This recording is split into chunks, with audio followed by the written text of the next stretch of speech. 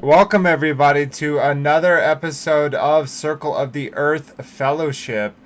We got an exciting one today. We're going to be talking about the edges of our table here. I guess more of the edges of our world. But before we get into that, like we always do, let's go ahead and say hello to everyone who's on the panel tonight. And then we'll do a little housekeeping, shorter than normal. And then we shall get into the topic, which is the world's end, or Antarctica as it is called in our modern vernacular. But yeah, before we get into that, let's get into introductions. We got our dear sister Marcia back with us again. How are you doing, sister? Shabbat Shalom.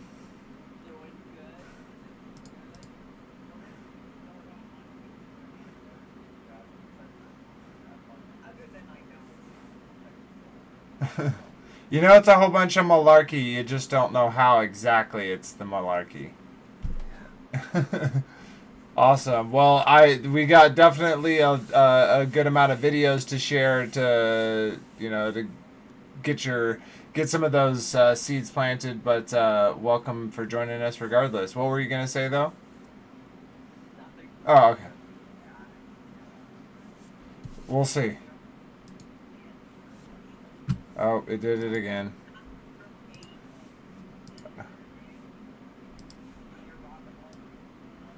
Oh, it's because it's on my. Okay, I need to know what I need to do. It's because I was trying all that other stuff. Excuse me, guys. Let me go over here. It is because I was trying. We were trying that other way, and okay, I think they should be able to talk again, Marcia. No, no, they can't hear you yet. Can't hear you yet. One second. I know they can't hear me, babe. Thank you. No, that wasn't it. Candidate Curtis wants a link. He wants to join. Yeah, I already messaged him. Weird. He just said that in the live chat. No, hold up, hold up. You're just looking crazy right now, Marcia. Okay, wait. Let's try this one. Marcia, talk. Hello, everyone. Okay, Glad to so be back. that's so weird that it changed like that. Okay, I think that's gonna be for. Okay, let's keep it like this. All right, Marcia, everyone can hear you. Did I do it again? Yeah, Hello, it's everyone. 100% working. Hi. Hi.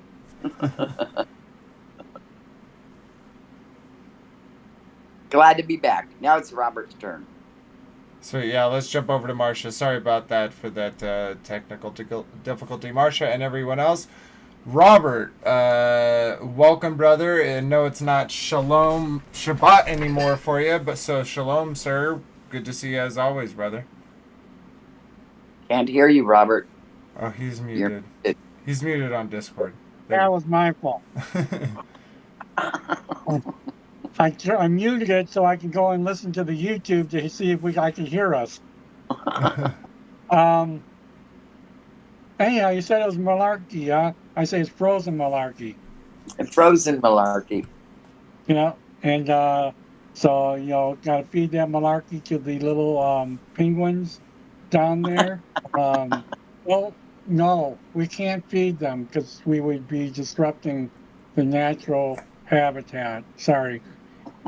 And crazy, you may not believe this here, Robert, but North Korea would actually agree with you, sir. So you have something in some, you have something you can, find peace with when it comes Yeah, to North yeah, Korea. Well, yeah. sweet. Gotta love Rocket Man. Okay. Well, welcome as always, brother. Let's jump over to Kyle. How you doing, brother? Good to see you as always. Yeah, I appreciate it. Good to be here. Shabbat shalom, everyone. Yeah, Antarctica. That's an interesting one to stumble upon when you're a glober because it's really hard to wrap your mind around all the problems with it. So I think we're going to narrow down on some of those, not referring to flat Earth, but it's just altogether. Antarctica is a very strange place. Historically, it's this place that man never went to, and now man can't go because penguins or whatever Penguins. else is in there. Yeah. Exactly. So, love to get into it. Yeah, it's definitely going to be fun because it's like that place where it's like, oh no, they people go there all the time, but it's like if then you do any type of research, it's these very small portions of this supposed area, and even like in anything. Well, we'll get into that. That'll be one of the things we bring up here shortly. I won't go too far, but so before we do that, let's jump over to Frankie B. Frankie B, welcome, brother. You ready to talk about the world's end? Yeah, baby. I love the Antarctica discussion. There's so much gravy in it, and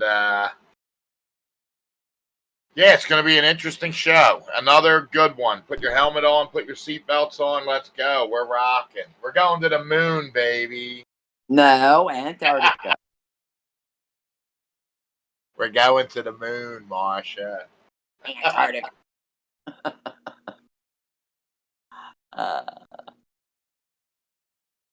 I'm glad you're with us as always, Frankie B. And it looks like we might have Curtis and his wife joining us at some point. It looks like they're trying to do that, so they just need to come into the Discord channel. Link for the Discord channel is here, and you can also just open up Discord and get in through it that way. Now, y'all can each get on your own device or get on a device and get close to each other, which I'm sure y'all wouldn't mind. So, okay, sweet. Let's do a little housekeeping, and then we are going to get into the show. So, oh, wrong button. This one. We're going to bring it up here. Go live. You gotta drop the link for the stream. Or wrong one.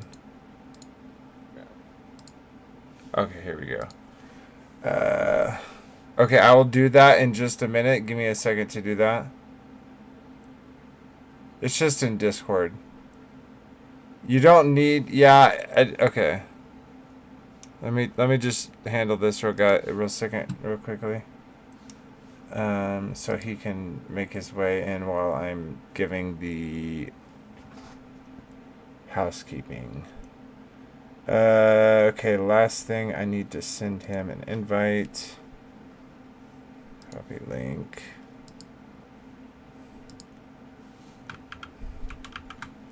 Oops. Okay, that should work for you, Curtis. Okay, let's get back to this. So, first and foremost, I'd like to shout out to... Oh. Giving the... Okay. Can you hear me? Yeah, I'm gonna... What's up? Okay, give me a second here. It's been a while. And here we are. What's up, guys? Okay. Hi. Introduce yourself before We're you just start. getting into the stream, so we're not interrupting, are we? Hopefully not. No, well, if you wait just 1 second, I'm just gonna do a quick housekeeping, and then we'll get right into the stream itself.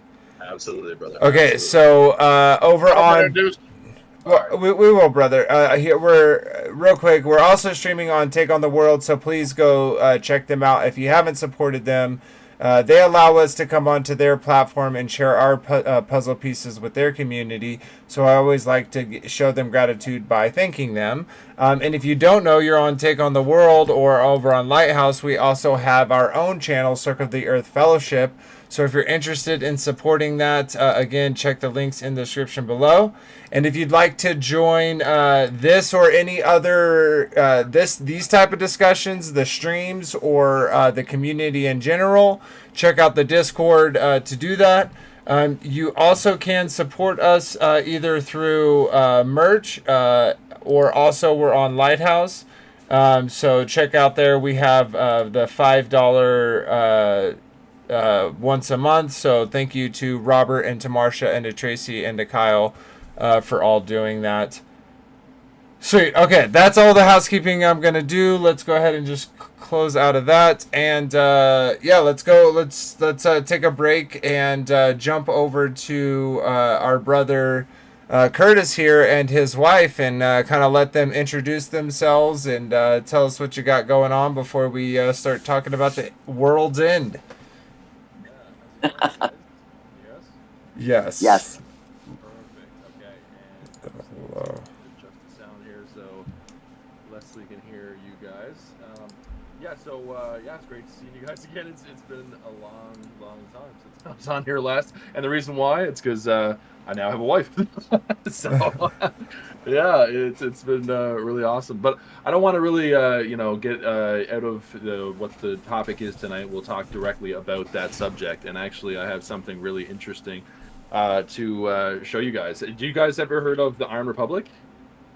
The Iron Republic?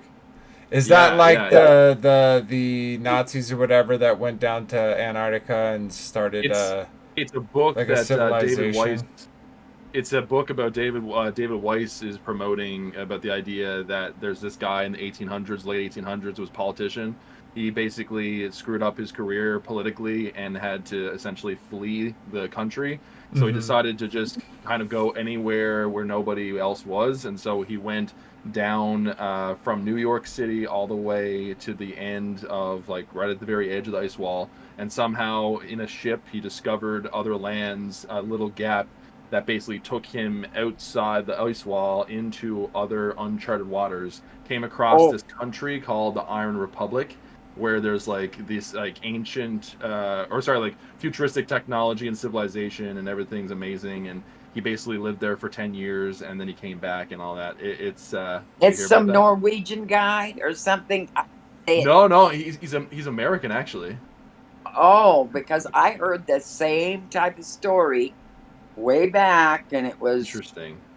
some Norwegian people. I don't remember the name, Was but I've it heard this. Marsha, the one you were talking about? Was it like two Maybe. fishermen that Mhm. like got on a Yeah, boat and they yeah, got lost, but then one right. died and was like, You're gonna find a way."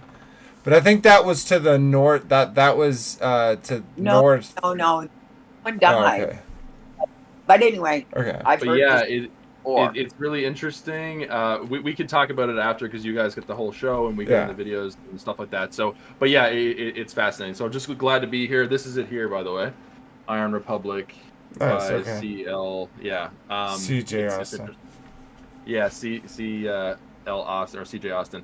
But I just want to say that this book actually, so I read essentially when he's on the land and everything. It turns out it's actually a controller book. This is not something that actually happened. I found that out. We'll get into that, but anyway, that's just sort of like a sneak peek of it. It's interesting. It's all about Antarctica. All right, move on, Bader. Sweet. We'll get You into would it. figure it out after like Yeah. a couple chapters. There's a lot of indications that it's Yeah. not legit. For sure. All right, Gotcha. we're just glad to be here. Sweet. So So Yeah. yeah, let's get into it. We're excited to have you, and what a good reason to not be on the stream, to go find someone to partner with, through this life. for sure.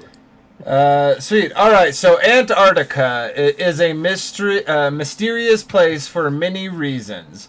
Admittedly, with modern scientism, much is left to understand and discover about this part of the Earth. As is reported, harsh conditions result in limited exploration. Increasingly enough, many countries from around the world, even those who are supposed enemies, have agreed to take this area to have this area highly restricted, making private exploration in parallel, if not in direct line, with the impossible.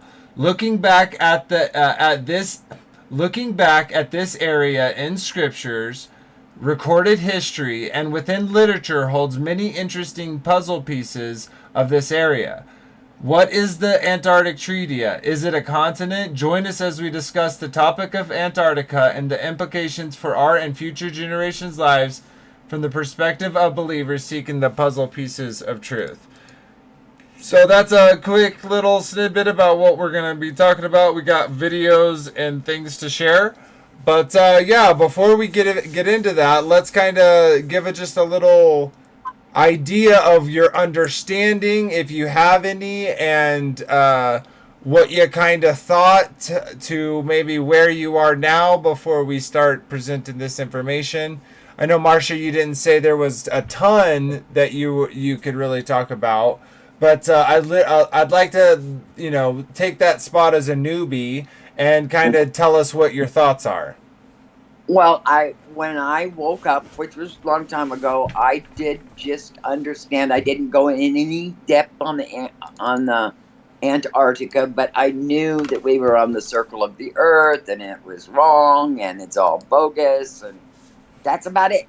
And I never went in all the countries, and so I know the conspiracy behind it or whatever, but I don't know much more. I mean, I just know it's bogus.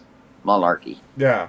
And as kind of coming from that newbie perspective, don't you think it's kind of interesting looking at the entertainment that you've, seen through your life, how there's like a lot of interest put on, on that place as a whole? Oh yeah, and even yes, and I have heard what's that astronaut that kind of goofy?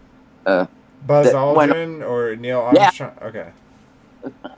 And anyway, and everybody, kind of them going over there and why, so I don't know why. He's really buzzed and he'll use his strong arm.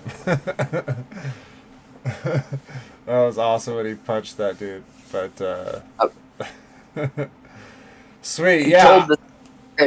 Told the sixth grader, well, we didn't really go to the moon. And that's just the way it happened. Yeah, sweet. Well, sweet. Okay, well, I think we're gonna cover a lot of stuff, and I think there is so much interesting stuff with Antarctica and how it's almost erased from most people's minds, right? Like most people are on their continent, wherever they're living on the face of the earth, and they don't really think like, oh, what's over there? Like what happens if I just kept going that way? What would happen? And so it's an interesting thought to say the least. So, all right, well, let's jump over to Robert. Robert, give us your thoughts about Antarctica from your perspective and where you're at then to now. First of all, Frankie B, Francesca, and Wendy want you to get into the chat window. They want to chat. So anyhow, just get over into the chat. They want me in the chat? Yeah. So yeah. Can you translate, Vader? What's going on? Frankie B, will you please get into the YouTube chat? Yeah. Oh, okay. Okay. As far as the whole the ice wall, okay, so I didn't know anything about no ice wall a few years ago. That's something that come up during this past few years when I come into this whole cosmology. And as far as these maps where it shows infinite almost land and water that go beyond what the dome is probably at. I don't know. That's all speculation, I guess. But I did like the things with the say Admiral Byrd and the exploration that and saying that all these different things, the resources, massive resources, and then they cut that all off. We can't go there no more, and we have oil shortages. So we have oil embargoes, and we have the petrodollar and all this other stuff. So there's all kinds of reasons besides what lies beyond Penguins. that. Well, something besides penguins, something maybe a little bit taller and bigger and scarier. Yeah. Not E.T. Yeah, and that's one thing that I was kind of alluding to when I was talking to Marsha is like in entertainment, multiple times are aliens talked about specifically with Antarctica.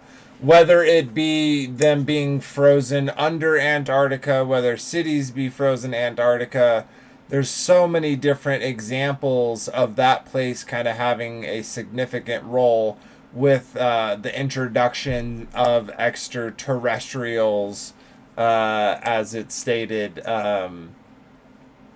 yeah, I think that's an interesting connection. Of course, all these type of things interconnect, and that's why they seem like we can talk about the firmament while we talk about Antarctica, and we can talk about aliens, right? And we can talk about all these things. So sweet. Well, I'm pumped for it. Let's jump over to Curtis and his wife. If you'd like to share her name instead of just saying "and Curtis's wife," what's y'all's take on Antarctica? Kind of where your thoughts are, maybe previously to where they are now, and then maybe something that you're excited about talking about tonight. Yeah. I'm glad to actually get into it with all of this. So this is Leslie Mercer. Hi, So- Leslie. And so I guess I'll just go first, and then she can jump in after. So initially, with Flat Earth, when I got into Flat Earth and learned about that through Awarnin's What on Earth Happened. By the way, is there any feedback on the mic, or is it good? Yeah, everyone's audio is good. Perfect. Let's. Robert's a little low when he was talking. Okay. I'm not sure everybody else is in, but anyway. Let's real quick before I get everyone audio check. Please let us know if we're sounding good or if anyone's too loud while we're going through this. But thank you. Pretty loud too. Okay, we might have to go take him down. Lower than I Frankie's am. is loud Or in general, Robert so- is. okay. What, I'm loud? Whoa! Oh Well, you're my loud in god! general, so. And you can turn him down, by the way, in Discord, by yourself, and it not affect the stream. So he may sound good in stream, but he sounds loud to you. Gotcha. That's good to know. That's good Okay. to know. Okay. Well, anyway, yeah. So when I watched What on Earth Happened, that's when essentially I had like the 6-hour breakdown of Flat Earth, and then also the ice wall. So initially, right out of the gate, like I knew what it was. Then I kind of backed up the idea of the ice wall through Game of Thrones. Like I love Game of Thrones, and Okay. it was talking about that. So it was backed up within media also. And so essentially from that lens, it just kind of all fell together with like the Nazis and the breakaway civilization and them going that way, and with the UFO programs and all this. So and then of course with David Weiss, that's when I started to get into his content, and he would talk about how when there would be ships. Did you guys see videos of him talking about ships and then them traveling the ships that were essentially you could see them on radar, that they would travel outside of like the known positions of like the landmass, and it would go in some direction out past somewhere. So there was something going on there, and my thoughts were that there was extra land past there. And of course, you have, I'm sure that you're going to bring that video up with Albert. What's his name? Bird. Bird. Yeah, Admiral Byrd. Yeah, and how he says that there's like a piece of land that's the size of like Texas or more that's outside as well. So, and it's undiscovered land. But it's interesting, that whole video. I don't know if that was a setup, for us to kind of like for them to convince people that there's land outside, but there might not be, and it might be some sort of deception. So that's where I'm at right now with things. Okay. And anyway, so that's my take on it. So how about you, I'll Leslie? just jump on that. Is he went on live television in the 60s and essentially declared that there was all this land and it was outside the ice wall, and then he was found dead 6 months later. So it was maybe he was controlled, maybe he wasn't. Yeah. So that's always kind of been in the back of our minds. Yeah. And so that's why Curtis got this, because Yeah, we thought, so- maybe, Dave Weiss seems to know what he's saying. Yeah. So let's get this if he recommends it. Yeah. And so we got this. And Yeah, I like to go into this for a second. Is that cool? Yeah. Well, before we do that, we'll Okay. jump back to you. We'll jump back to Yeah. you. We'll go through everyone, but say one thing about yeah, go ahead. Buzz Aldrin. So just To go off what Marsha was saying. yeah, Mhm. when we talked about Buzz Aldrin going down to Antarctica to visit, did everyone track that when that was going on, in terms of he was tweeting while he was there, in terms of what he was seeing, and the tweets that were coming from his account, which may or may not have been coming from him, but it said it was him. Okay. No, I didn't. I don't really have any type of handle on Twitter and what's going on I there. don't either. It was just kind of all over the media, which I normally don't pay attention to, but it was Okay. really big. What was Well, it? what was he tweeting about? He was Yeah. tweeting, there's big darkness happening down here. You guys need to watch out. Something awful is happening. Watch out. And then Interesting. that was like really kind of scary, ominous warnings coming from Buzz Aldrin's Twitter account. Never heard of that. So that was the end. And then he had a heart attack, and they airlifted him out of Antarctica. And that was the last we Mm. heard. That's interesting. So, Shut them up.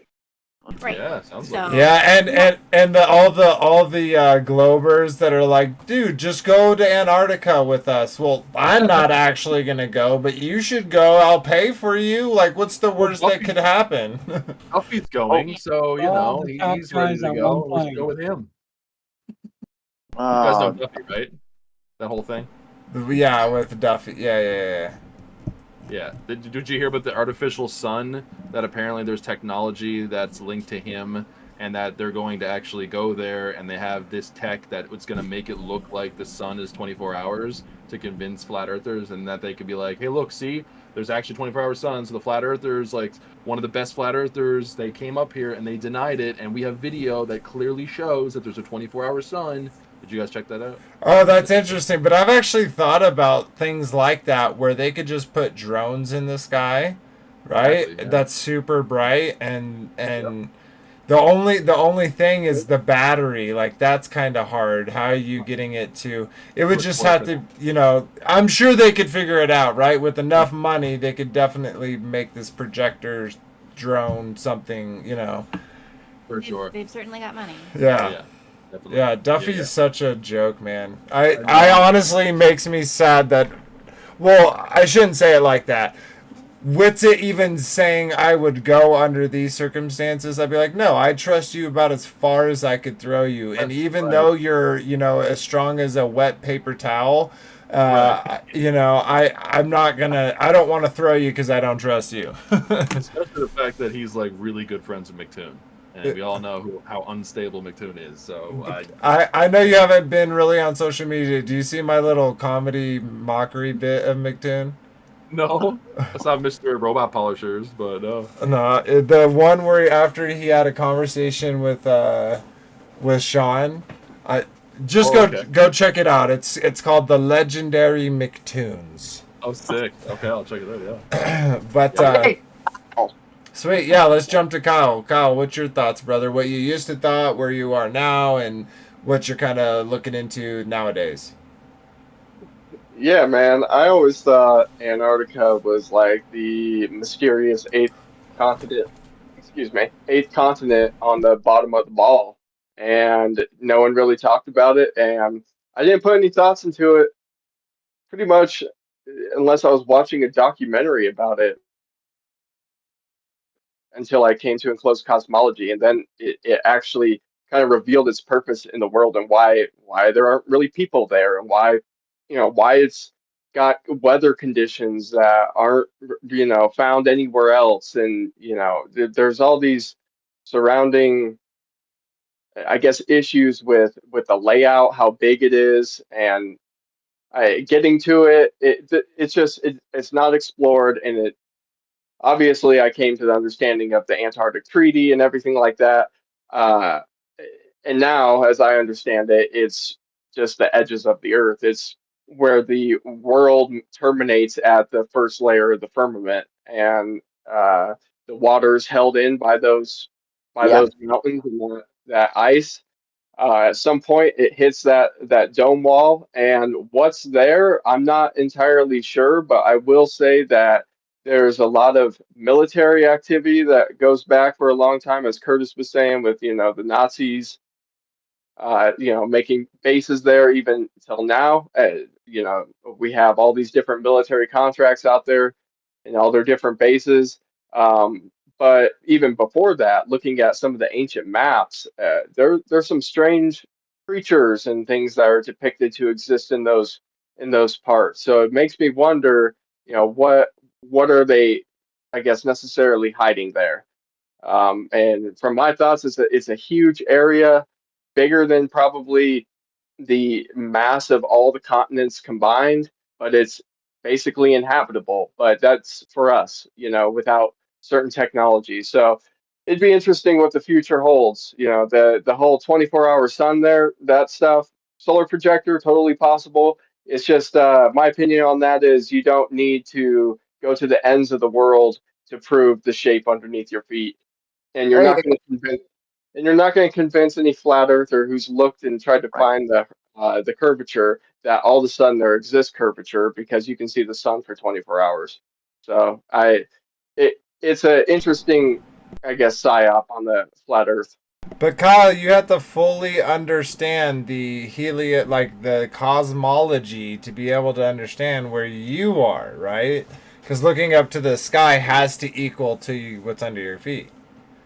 Yeah, that's what I do. Yeah, I measure the ceiling to determine the length and width of the floor. Yeah. Sweet. Well, yeah, that we've got so much to talk about, and it's like, it's kind of like the last episode where we can't like necessarily drill down and say this is the fact, right? This is what we know, because there's so much speculation. There's so much information we don't get because of the NDAs and all the. It's like, how do you even really trust what's coming out? So. But it's still interesting to talk about at the very least. But sweet. Well, last but not least, Frankie B, what's your thoughts about Antarctica? Kind of where you were before you came into the truth, and then now, and kind of looking in the future. Well, when they told us in school about Antarctica, they never really described it as a circle enclosing the whole Earth. It was just like the South Pole, I guess. That's the way they described it. So that's what I always thought of it as, just the Southern Hemisphere. But when I came into Flat Earth in 2015 and started to see the decoder maps and all the stuff, the circle, the ice wall enclosing us, then it all started to make sense. And then I got into Admiral Byrd, going there and getting attacked by the Nazi, flying ships coming out of the water. And there also is a theory that the dome, or our whole existence, is rotating like a clock. You use the moon map, and the west side of the ice wall is always melting, because the theory is, and I also agree with this theory, is that we are shifting, and every age we move a certain amount. It's in the book of Enoch, how there's the North Gate, the East Gate, the West Gate, the South Gate. As we rotate in a circle through this realm, it's unlocking more lands, and I think they're discovering old world civilizations as they're discovering new islands, new land masses, and the theory is that it's every 2,000 or 25,000 years that we rotate. What? But I personally think it's every 200 years, because we went from the age of Pisces into the age of Aquarius in the 60s, and the last reset was in the 1800s. So I think every 200 years we are moving into new lands, or because it says that the Earth is like a scroll. It's like a flat piece of paper rolled out, and I think we are moving around it in a clockwise manner. All right, settle down, Marcia. Let me finish. For crying out loud, you. So that's my theories on it. That's the things that I have discovered. There's a lot of talk about Antarctica out there, so we're going to get into a lot of stuff tonight. And I'm so glad Kurt, you and your wife are here. Congratulations. That's an awesome testimony. I watched the video.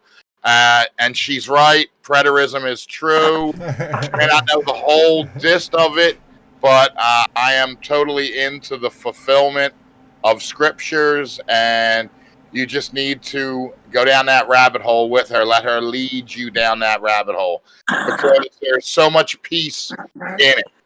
Because everything that they're doing is all just a mockery of the scriptures. So, all right, Marcia, go ahead, unmute yourself and have at me. Okay, now the two things I disagree with Frankie with. That's all.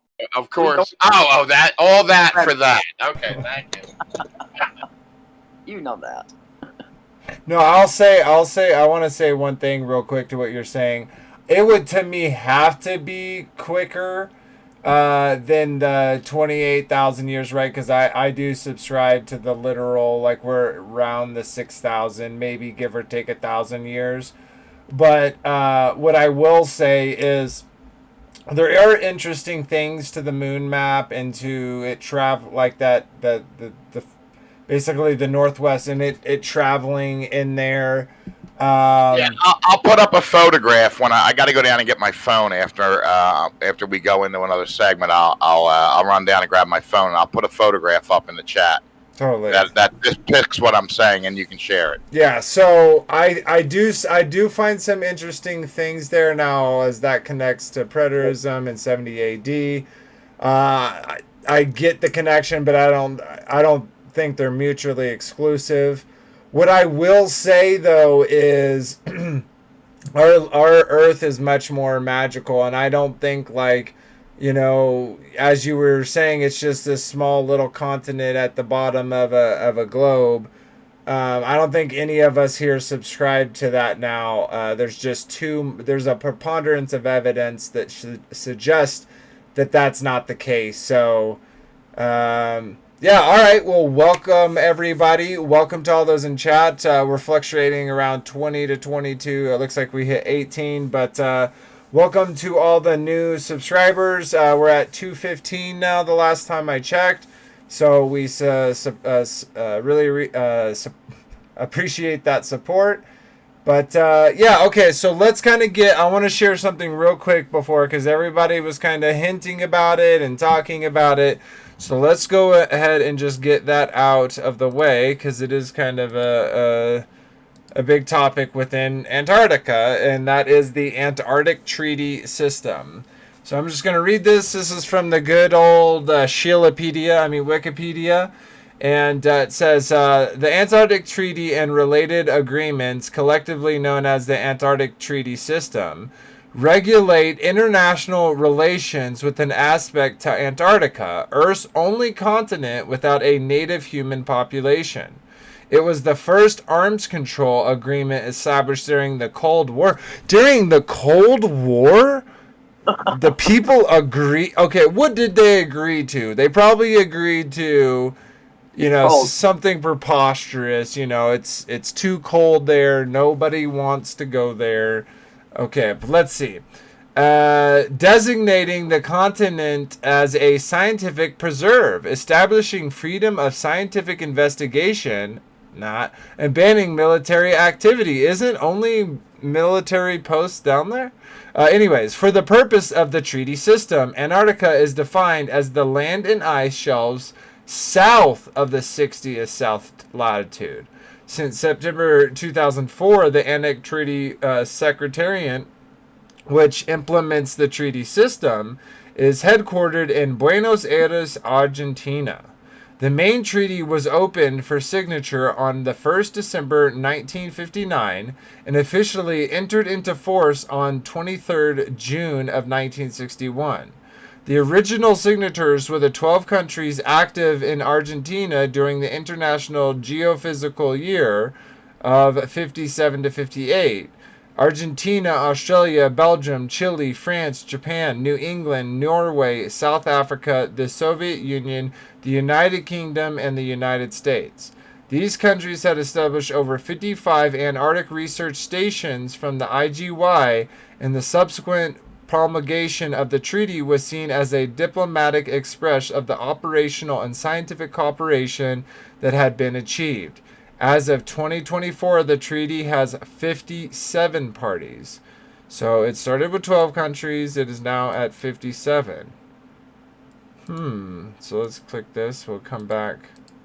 Really? I thought there was like 100. That's how many countries the Jews were kicked out of. I mean, sorry, completely different subject. But let's see here.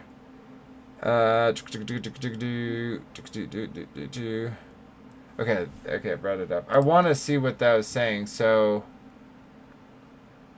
this is a completely this is leading me down a completely different thing I don't want to go down to. Let's read this last paragraph. It says, after World War II, the U.S. considered establishing a claim in Antarctica from 26 August 1946 and until the beginning of 1947. It carried out Operation High Jump, the largest military expedition force that the United States had ever sent to Antarctica, consisting of 13 ships, 4,700 men, and numerous aerial devices. Its goals were to train military personnel and to test material in conditions of extreme cold for a hypothetical war in the Antarctic. On September 2nd, 1947, the quadrant of Antarctica in which the United States was interested in, between 24th degree west and 90th degree west, was included as a part of the security zone of the Inter-American Treaty of Reciprocal Assistance, committing its members to defend it in case of external aggression. In August of 1948, the United States proposed that Antarctica be under the guardianship of the United Nations as a trust territory administered by Argentina, Australia, Chile, France, the United States, the United Kingdom, and New Zealand. The idea was rejected by Argentina, Australia, Chile, France, and Norway.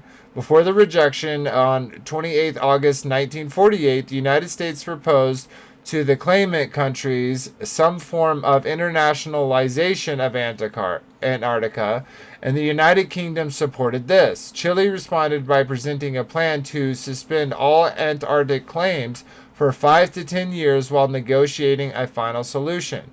But this did not find an acceptance. In 1950, the interest of the United States to keep the Soviet Union away from Antarctica was frustrated when the Soviets informed the claimant states that they would not accept any Antarctic agreement in which they were not presented. The fear that the USSR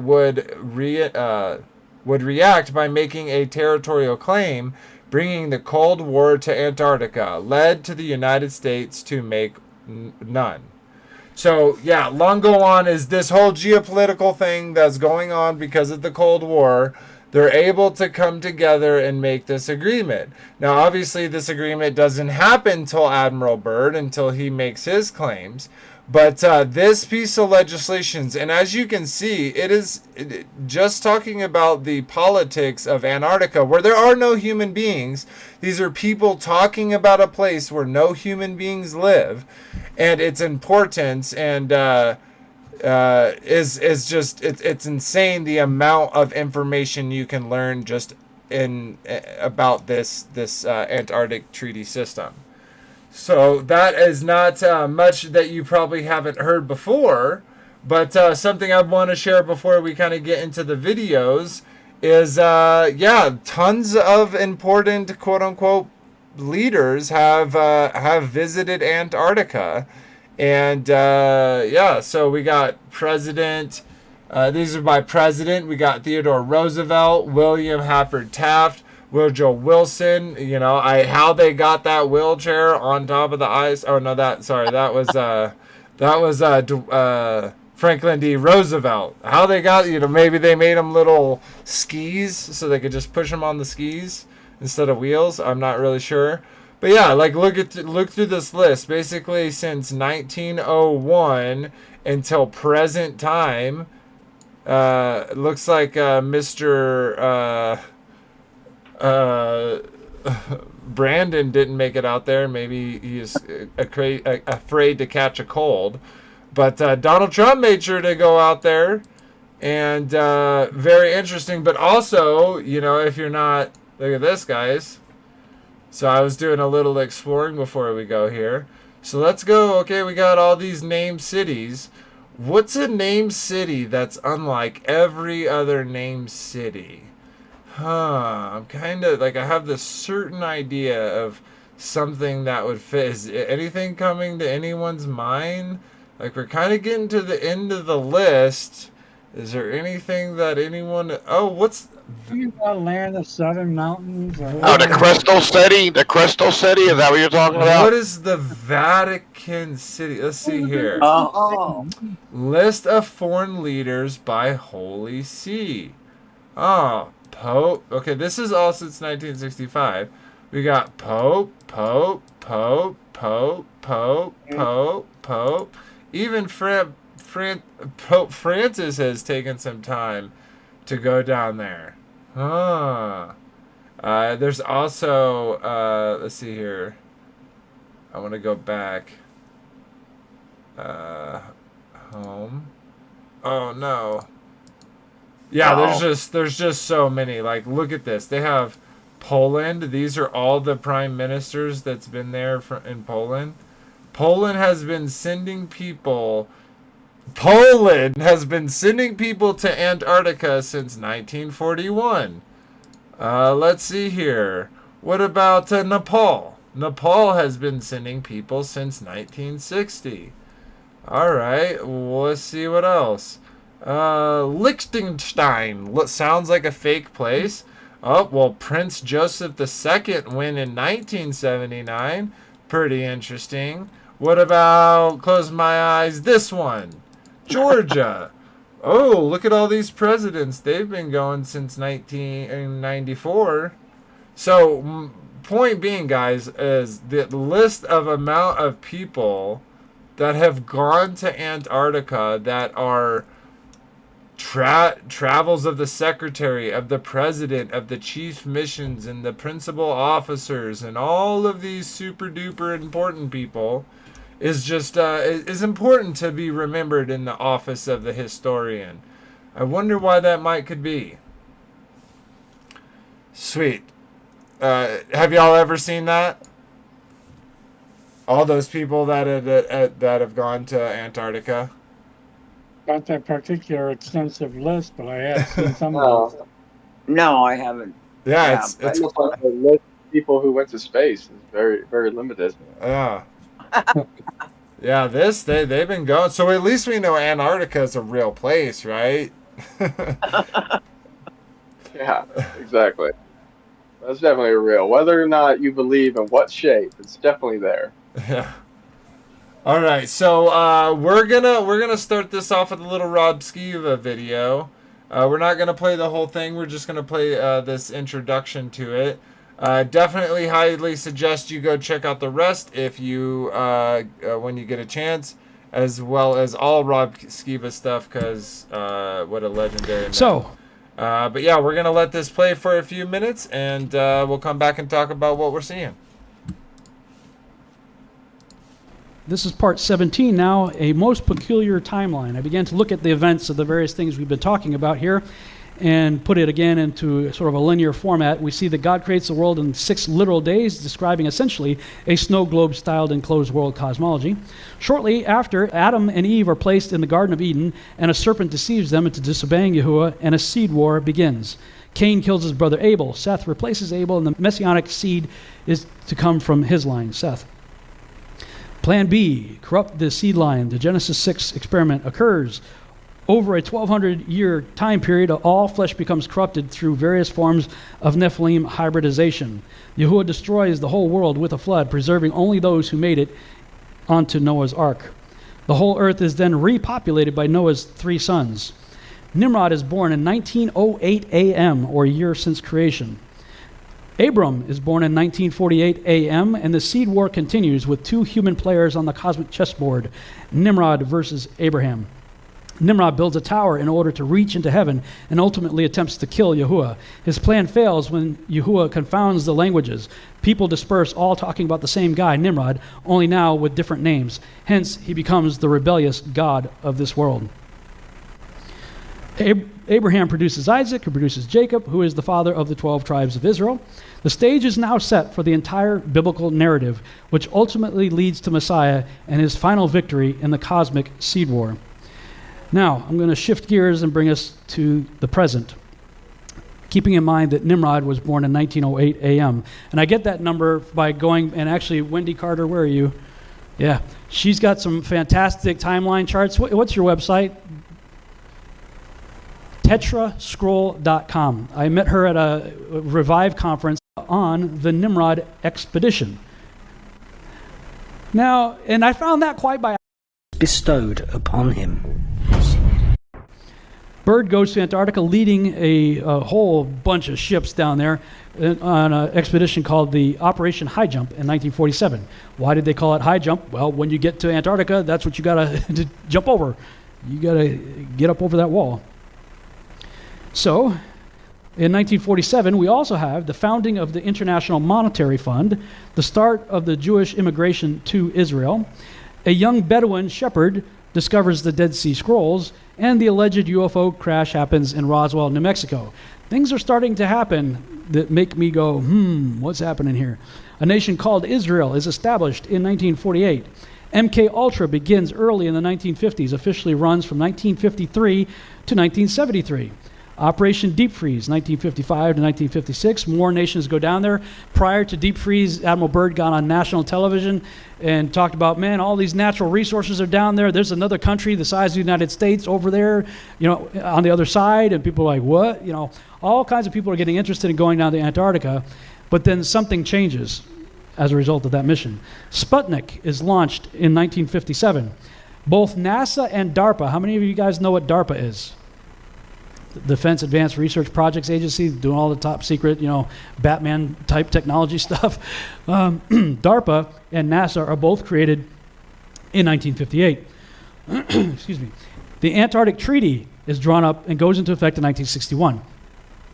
Now, many people who want to scoff at, I'm going to just call it biblical cosmology, say, why don't you just get a boat, go down to Antarctica, go find the firmament, Rob? Well, first of all, I've worked in cold weather. I'm not going to do that again. I like my fingers and toes. I want to keep them. Second of all, you can't just do that. When you look into the regulations of the Antarctic Treaty, and that's why I had made a statement that anybody who signed the Antarctic Treaty, all those nations would be quote-unquote in on it if there is in fact a conspiracy. Anybody, and there's many nations who did sign it. You can't just go down there. Yeah, you could go there. You could charter a boat, whatever, go down there. But you can only go where they allow you to go. And the requirements that you have to go through, the paperwork and everything, if you can even get that far, and it's very expensive, good luck. If you can even get that far, you will only be allowed to go where they let you go. You can't just go wander off. And those who have tried have either ended up dead or, arrested or taken away or what have you, disappeared. So look into the Antarctic Treaty if you want to know more on that. Some knucklehead out there has put together a $100,000 flat Earth challenge for Rob Skiba. Okay.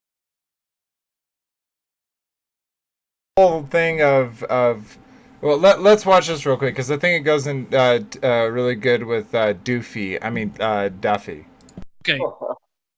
This is just.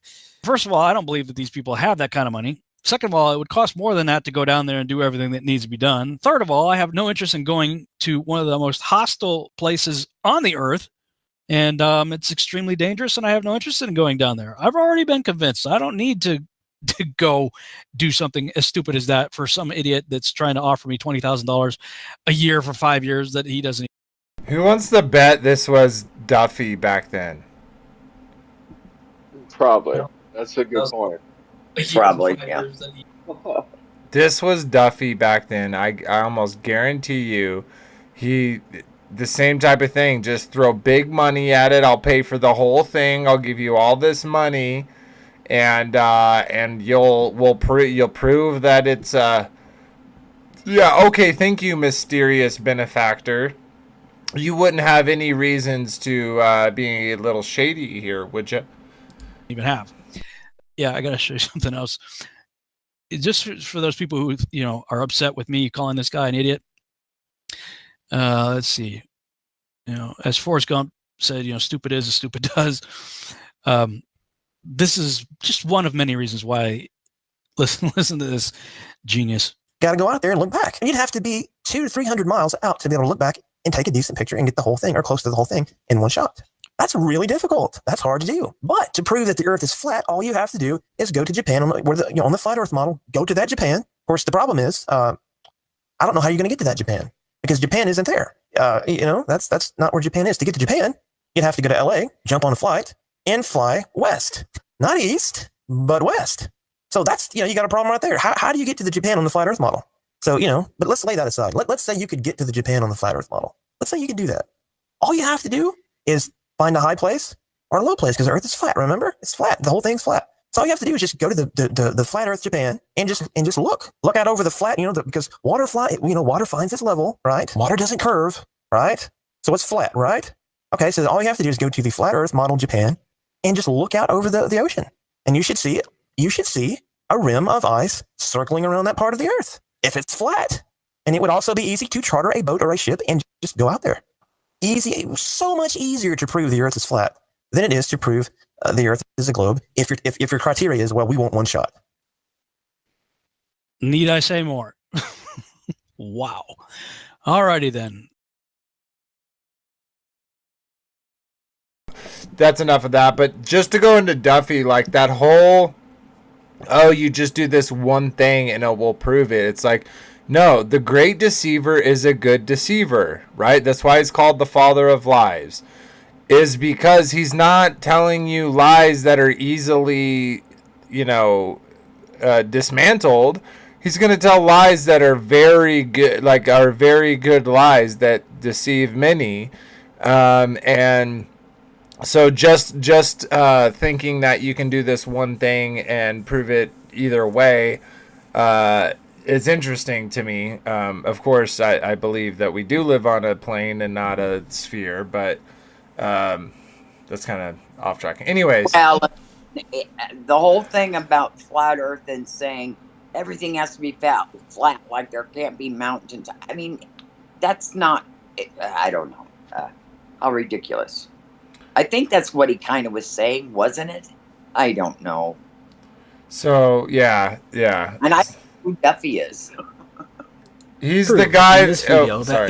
He's the guy that's going around and telling people he will pay for them to go to Antarctica to film the 24-hour sun. Oh, that one. Yes, I remember. Yeah. Okay. Oh, got it. With the smile on his face the whole time. Never. My camera's just. Okay, there we go. Yeah. So let's check this out real quick, and then we'll talk. The travel we'll is talk not about it. allowed under the Antarctic Treaty system. That fact alone should cause any thinking person to begin questioning our official models, because something big is being hidden from we, the plebeians, and we're not talking about penguins. For most flat earthers, based on the information that we can reasonably gather, Antarctica constitutes the outer rim of the known world. In other words, Antarctica is likely the shoreline to all of the world's oceans. Like a ring magnet, north constitutes the center of our flat Earth map, and south is every direction away from the northern center. And before I get a dozen comments claiming that such a magnet is impossible, here's a ring magnet shown here. Notice that south is in every direction away from the center north magnetic pole. This is where the 60th south parallel is on a Mercator map. This is the 60th south parallel on a potential flat Earth azimuthal equidistant map. It seems that Antarctica constitutes the circular shore of the known world. So, demanding that I take a picture of a possible edge of the Earth, if any, requires me to not only travel below the 60th south parallel, represented by this circle, but also to cross the entire breadth of Antarctica. According to official numbers, Antarctica has a diameter of roughly 3,400 miles, and so that means our trek will include a long boat ride for hundreds of miles below the 60th south parallel, plus a minimum 6,800-mile round-trip hike across Antarctica. That's assuming the official model is correct.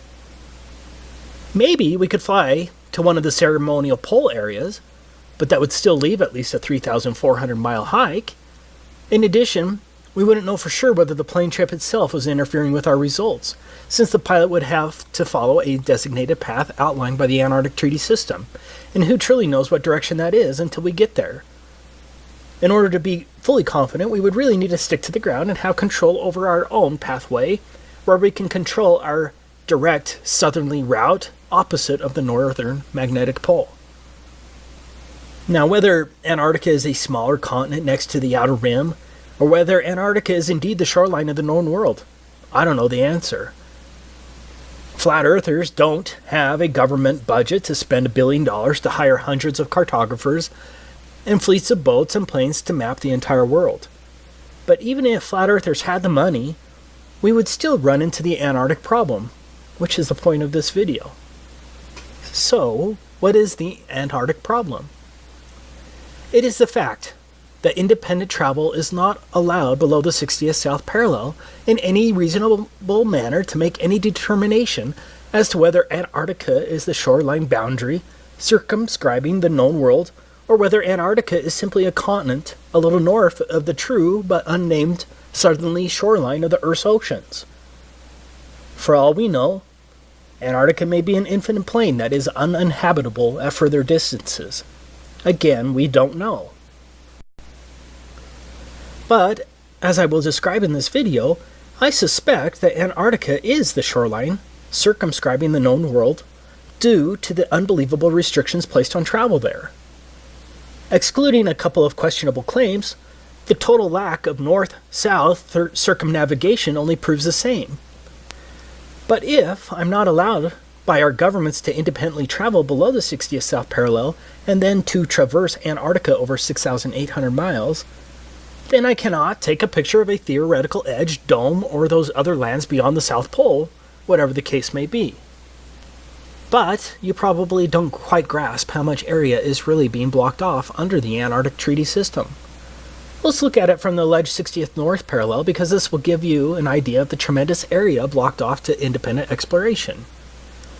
This is the area of the 60th north parallels. As you can see, the 60th north parallel includes all of northern Canada, Alaska, much of Russia, including St. Petersburg and other major cities, Finland, Sweden, Norway, Iceland, Greenland. It is huge. Now, why in the world is this much area blocked off at the south? Do you really think it's because of penguins?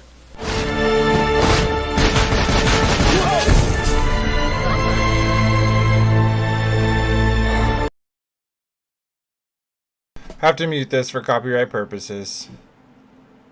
Are they trying to tell us? And we have tried to do something about it. We suggest a ban on all marine harvesting. Do you think the child propaganda from Happy Feet is true? The Antarctic Treaty was executed in 1959 and has been in place ever since. Think about it. No country had any real alleged concerns about the environment at that time. One of the more interesting facts is that the Soviet Union also ratified the treaty, and did so from the beginning on December 1st, 1959. Do you really think the Soviets were truly concerned about the penguins and the fragile Antarctic environment? In other words, America, the USSR, and the rest of the major countries of the world remain partners in generally closing. You can tell how real this footage is, because how fake it looks. If you were wondering here, I'll jump it back a few seconds. Everyone, if you were wondering whether this footage was real or not, it is real because it looks so fake. America, the USSR, and the rest of the major countries of the world remain partners in generally closing Antarctica throughout most of the so-called fake space race, the Cuban Missile Crisis of 1962, the fake moon landings, most of the Cold War, the Vietnam War, the Six-Day War, the Soviet-Afghan War, and the collapse of the Soviet Union, which at that time Russia continued as a signatory in 1992. That's some peculiar cooperation transcending international conflicts, don't you think? Do you really think that the vast resources and strategic military benefits of Antarctica were multilaterally put aside because of penguins? Even North Korea has been a signatory since 1987. For some strange reason, the Antarctic Treaty has remained sacrosanct for nearly 60 years, regardless of worldwide conflicts. For the reasonable, objective person, alarm bells should be going off right now. As I was preparing this video, I found something else that's interesting. Transcending international conflicts. Out of all the flags of all the countries across the Earth, do you really think that the vast resources and strategic ability? Guess which one only shows a map of the country as the emblem of the country? You guessed it. Only one. Antarctica. Yeah, the one country they want you to know the shape of. That doesn't reek of programming, does it? Let me make this clear from the beginning. Travel to Antarctica is more difficult than travel to a military base. Sure, the military base may have a visitor shop near the entrance, but if you go beyond that visitor shop or another designated travel area without clearance, you're going to get arrested, or something worse. I'm sure I already have a few globe shills ready to pounce, armed with various inanities to counter my statement, but let's ignore the global spin. This video is about evidence and facts and the reasonable assumptions based thereon. So let's decide to take a theoretical trip across Antarctica to find the edge, if any. I'm not talking about going to the visitor center along the edge of Antarctica, or an overly expensive cruise to a small ice shelf along the edge with a small excursion, or a flight to one of the multiple ceremonial poles, and then straight back again. Yeah, that's not strange at all. I must reiterate, because I will get a dozen comments telling me to take a cruise or that someone's best friend went to Antarctica. I am not talking about a trip to one of the few designated tourist locations of Antarctica.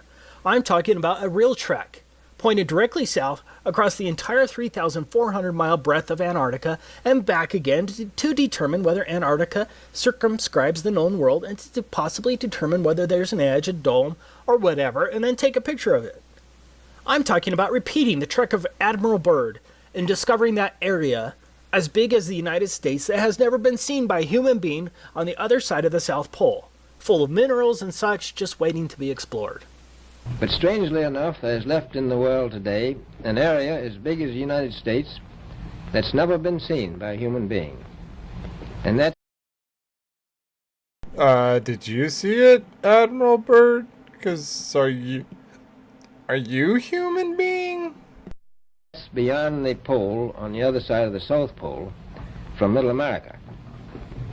And I think it's quite astonishing that there should be an area as big as that unexplored. Okay, let's get started with our theoretical trip. So what is required to trek across the entire breadth of Antarctica?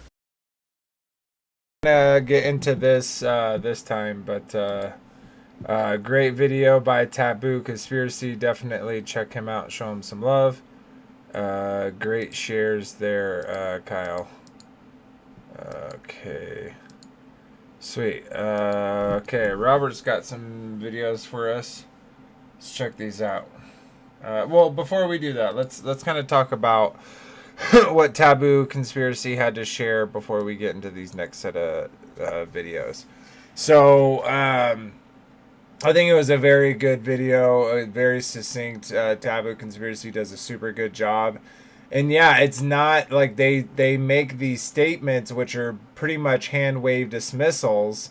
And the statements are, well, just go there and figure it out. And, you know, then you'll say, no, we can't do that. And you're like, what are you talking about? My cousin, you know, Tracy, she went there. And, again, they didn't ever pass the 60th South parallel, but they quote unquote went to Antarctica, and so that therefore proves that we're on a globe. And it's such silly arguments that we get a lot of time. But back to Taboo, I felt like he just so succinctly put out those examples of why it's not as simple as just going there. Anyone can jump in. That picture of the Antarctica, that's what they showed us in school. That little, you know, landmass. They didn't show us the ice shelf all the way around, and that was called Antarctica. Now, I didn't figure that out until after I became a flat earther.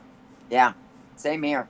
Can everybody see Vader's video? On my end, it's just two little dots that are like rotating. I can't see his picture. Oh, you can't see my camera? No, I can't. Okay. Really? Yeah, you're still loading. Oh, there we go. Okay. I see now. Interesting. Yeah, so in the bulletin board, I put up the two pictures, one of the moon map and one of the Prague clock.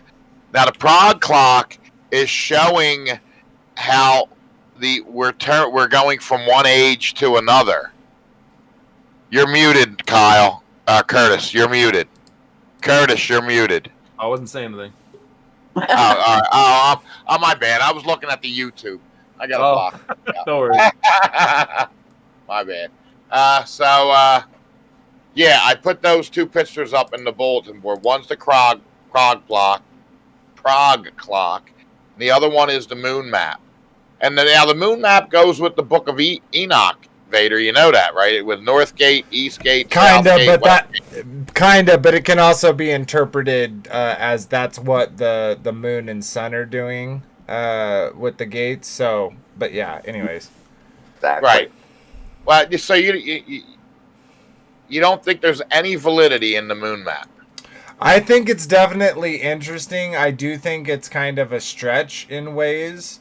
Really? Yeah. I think it's right on, man. It just makes so much sense. It's not right on because you can't show me all that other land. So basing it upon the moon map. Of course we can't see the other land. We can't go beyond the Arctic wall. I get that, but we can't go that high to look and see on the other side of the dome. So, of course you can't see that. It's the only thing we have is speculation.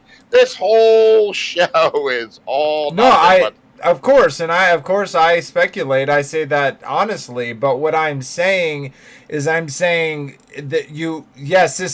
to say what you mean you don't believe it is because it's pure speculation. I can't even prove our current world map, let alone add a whole bunch onto it and say, well, that also is true because I can't prove it. So that's all my point. And I like I said, I think there's interesting parts with it, shifting. I have an issue with the time. And even with the time, it's like, okay, then where is there actually a holy city? Because if you go by your time and you track back, 6,000 years, is it still going to be in Jerusalem? Or are you saying Jerusalem as like that actual land that's in Scripture isn't actually important? It's just actually we don't actually know where Jerusalem really is. It could be on our continent. It could be in Africa. It could be in Asia. We really don't know. They've lied to us so much. They call that the Holy Land now, where Israel is, but we really don't know if that is the real Holy Land. You know what I mean? Saying and there's speculation that it is in the Americans. Through archaeological means, right? We can see that they've had that language around there. They open up pits. They find, cities that were, became ruined.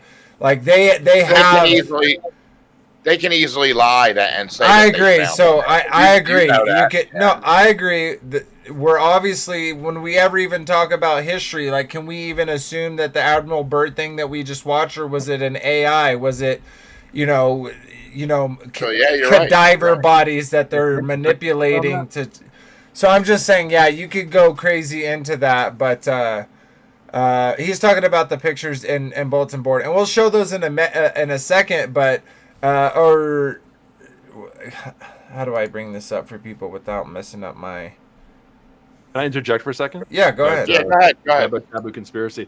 Yeah, so I noticed that he brought up that you've seen that before in the left top corner of the screen when he was showing that map with like our continents, and then outside it was actually from a Hawaiian newspaper clipping that showed like back in the 1800s there was these known lands outside of our known world.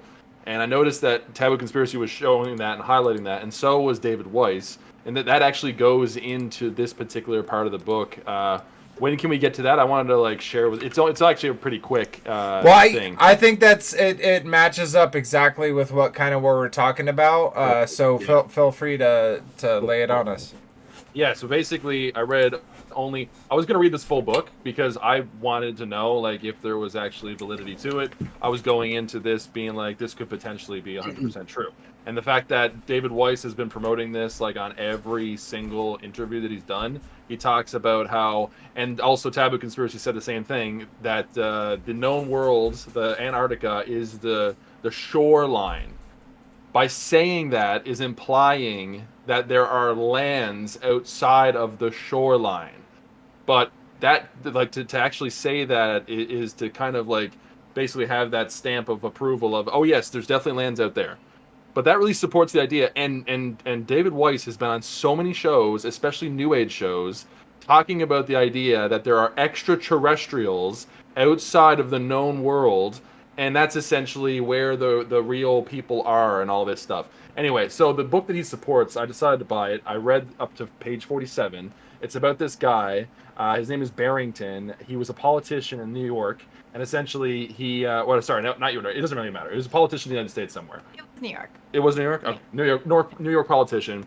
Anyway, so he basically screws up his political career. Everybody hates him, and so he decides to travel away, far from anybody that knows him. So he takes a boat. He has like a lot of money saved up, essentially, and so he takes a boat and a crew, and it's in the late 1800s, and he goes out to it's called Victoria Land. There's the volcano that's mentioned in the book. I forget the name of it right now, and to go to it takes a second, but essentially, an Arctic region, New York, Captain Brent's his name. But anyway, so he goes to this land, and then he finds an opening. He finds an opening in the wall, basically. And so they get sucked through the rivers, essentially, at that point, are so massive, and, the stream flow or whatever is so, intense that they get sucked through.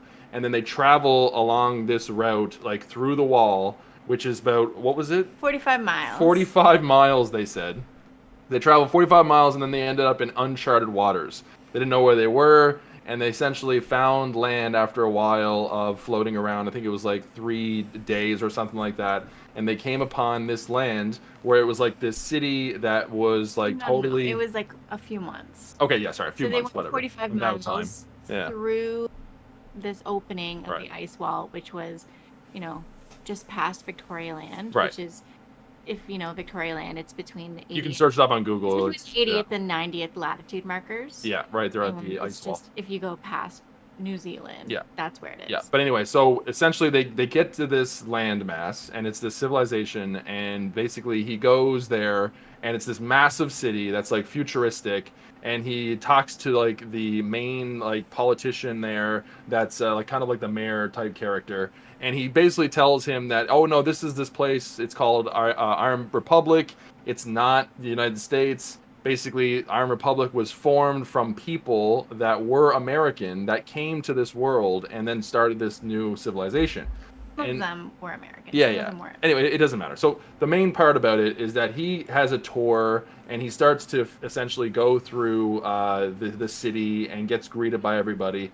And there's this conversation that breaks out in page 47 with the guy that is essentially showing him that, like, okay, you're going to live here for a good amount of time, and so he wants to take his money that he's collected in the States and spend it in Iron Republic. Now, I know this is super random, but there's a real good point to this, and it kind of shows that this is complete bullshit. So essentially, this guy is like having a conversation with him, and he's like, Barrington is having a conversation with this guy, and he's like, yeah, so I have, and I'll open up the page, I have it right here. Definitely. Yeah, I'll just so... hold it before you start. Yeah. So before they get to this part where they're at like a bank, where they're doing this like money exchange, for like U.S. dollars or gold or whatever it is that Barrington brings with him. And the gold's not worth anything. And the gold's not worth anything because they use tin and copper as most of their most valuable resource. Yeah. So he has just spent the entire day with this mayor type of person, and the mayor is like showing him around and saying, this is like, kind of the hierarchy of how we do things here, and everything is very egalitarian, although the terminology and the vocabulary is very like socialist, communist type of language, which has a way of... Okay, we get to the... Yeah, read it. Yeah, okay. So I'm just going to read this. The context is that he's talking to this character and trying to get a transfer from his United States funds to these new funds. And this is what he says. So going out, we took a kind of horseless cab and soon alighted before, by far, the largest building I had yet seen. Rather, I should say we alighted in it, for the streets passed through the building, as did a number of railroads going into an office. The professor walked up to the counter and asked the price of gold. The clerk in charge handed out an official sheet that looked like a market report, and with his pencil pointed to the quotation of gold in the list. We learned from this that it was worth 2 diadems, pronounced datums, per pound. All right, here we go. A simple calculation showed, so his 50,000 of American coin to be worth, guess how much money? 666. Yes. $666. And it just goes on to say, I was dumbfounded. In a single moment, I felt a handsome fortune swept from my hands. I actually cowered as from a blow. And it just goes on. So this is supposed to be a real story about a guy that goes to this so-called land outside of our known world, and somehow the money that he has in the States equals out in transfer to $666. This is full of garbage, every bit of it.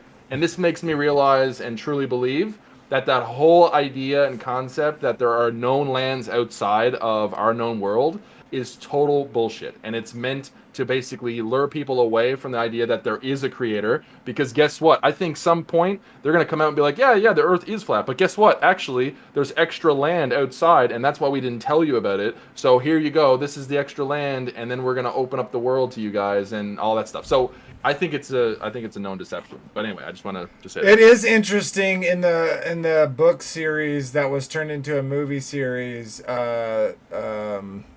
Gosh, I just had it on my top of my. Oh my gosh, Divergent, the Divergent series. Yeah. It eventually goes on to say, like, so they're in Chicago, but outside of Chicago, there's a whole nother civilization that's way stronger that has been watching and keeping tabs on these people within this experiment. And so interesting. And so the experiment is basically to see whether their genetics are pure, whether they're clean or dirty.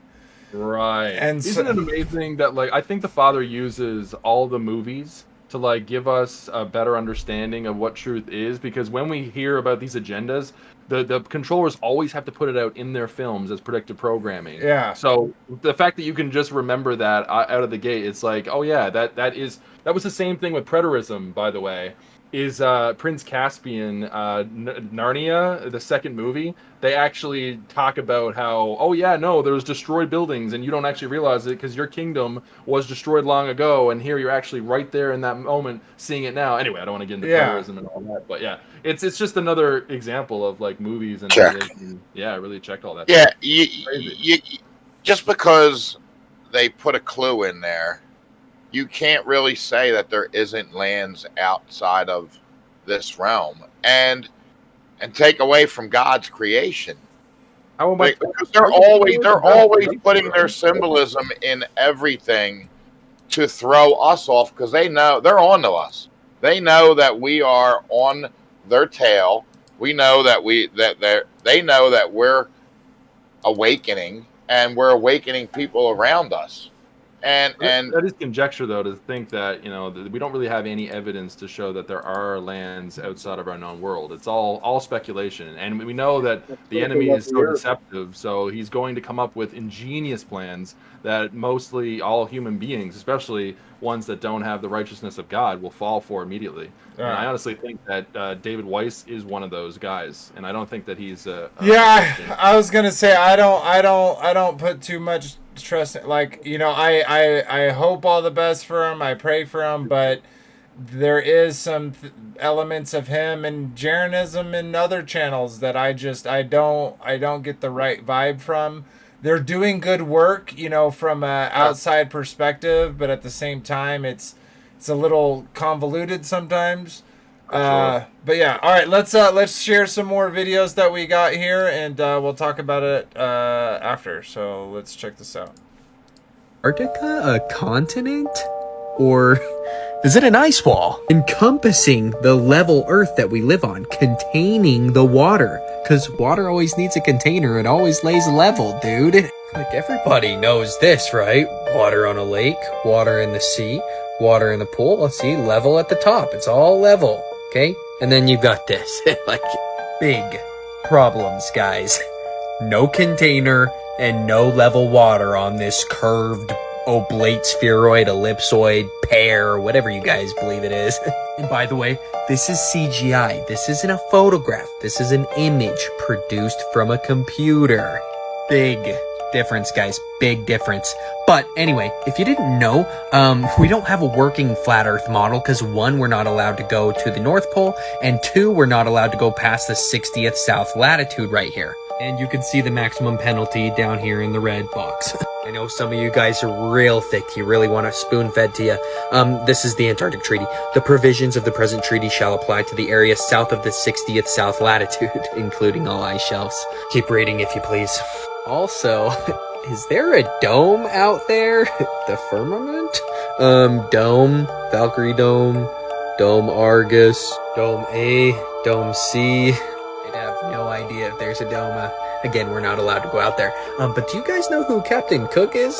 And you probably haven't heard about James Clark Ross, because the indoctrination camps we all went through, that we call public school, definitely didn't teach me about him. They circumnavigated the Antarctic wall. It took them 3 to 4 years on a boat, and they tracked 60,000 miles. And again, this thing's supposed to only have a shoreline of 11 to 12,000. How did they manage to go 60? Why would they lie to us? Do you know how much resources could be out here? Oil, fish, food? Maybe they're not being ran by pedophiles? I don't know. I just want to say something real quick. People always talk about other resources and stuff. God, the amount of resources that the state of Minnesota has is unimaginable. The amount of resources that untapped resources that America has is unimaginable.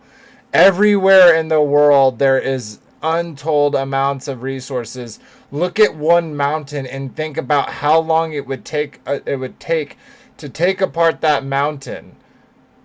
We're not in some globe where there's only so much to go around. We're living in a world that is overflowing with milk and honey. Just want to Zachariah, state can that you real just quick. go back for a second on that video to that map that he was showing? Yeah. See, he's doing the same thing. He's kind of like sharing this idea that there's land outside of our known world. I don't know. It seems to be like a common thread for a lot of flat earthers these days. Thank you, Ed Joe, for the subscription, buddy. Appreciate that. Sweet. So, yeah, I agree. You know, this is pure speculation. That's why, like, you have these copy and pasted, elements, because it's like, yeah, we literally have no idea what could be out there. And this kind of goes to the firmament. Like, is this the first layer, and this is the second layer, and this is the third layer, or is this is this inside the second layer? There's so many ways that our world could actually be that. Because, like he's saying, we can't go there, we can't explore, so we can't come up with a model. The issue was like with the Iron Republic. He was saying that the civilization was perfect. It was like a place that everybody was amazing and the technology was fantastic and everybody was living in harmony, and it was actually like a social system as well. So it's kind of pushing this idea that like everything out there is perfect, but we know that like all of humanity is corrupt. So it just kind of flies in the face against scripture.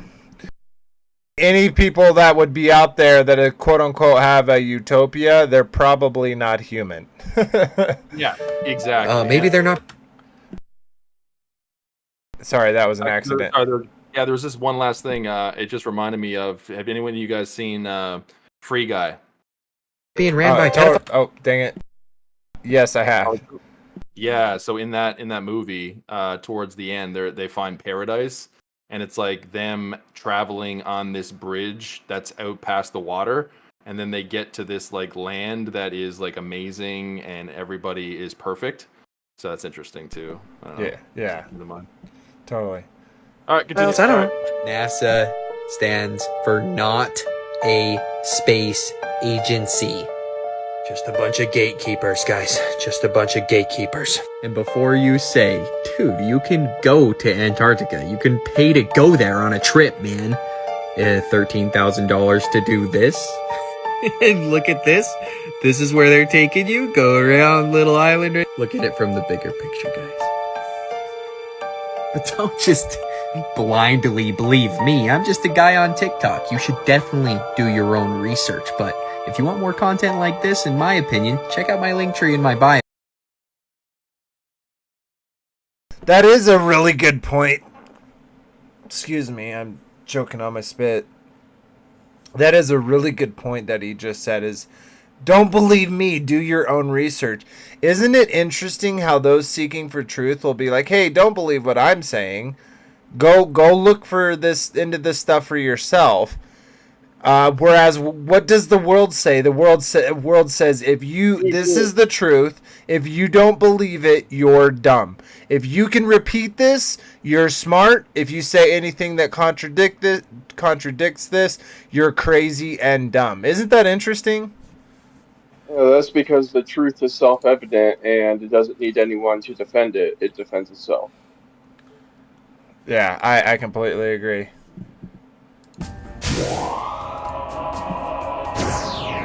This is from flatwaterflatearth.com.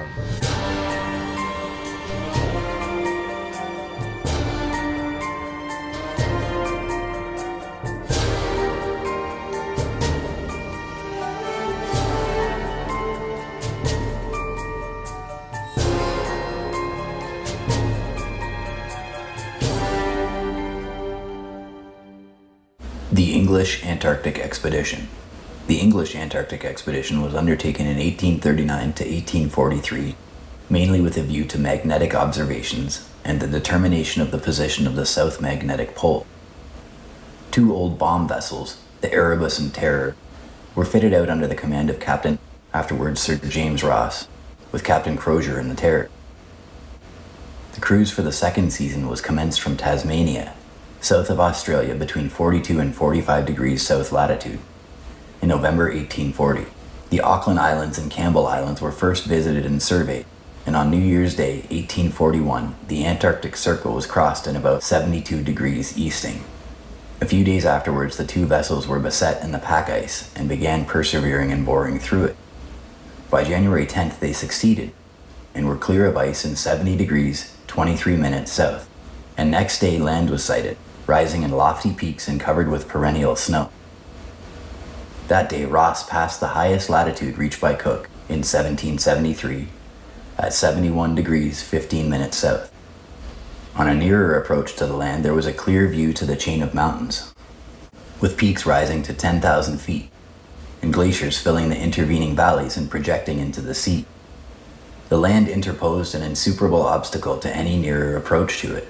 Captain Ross landed with great difficulty, owing to the strong tide and drifting ice, on a small island near the shore named Possession Island in 71 degrees 56 minutes south and 171 degrees 7 minutes east.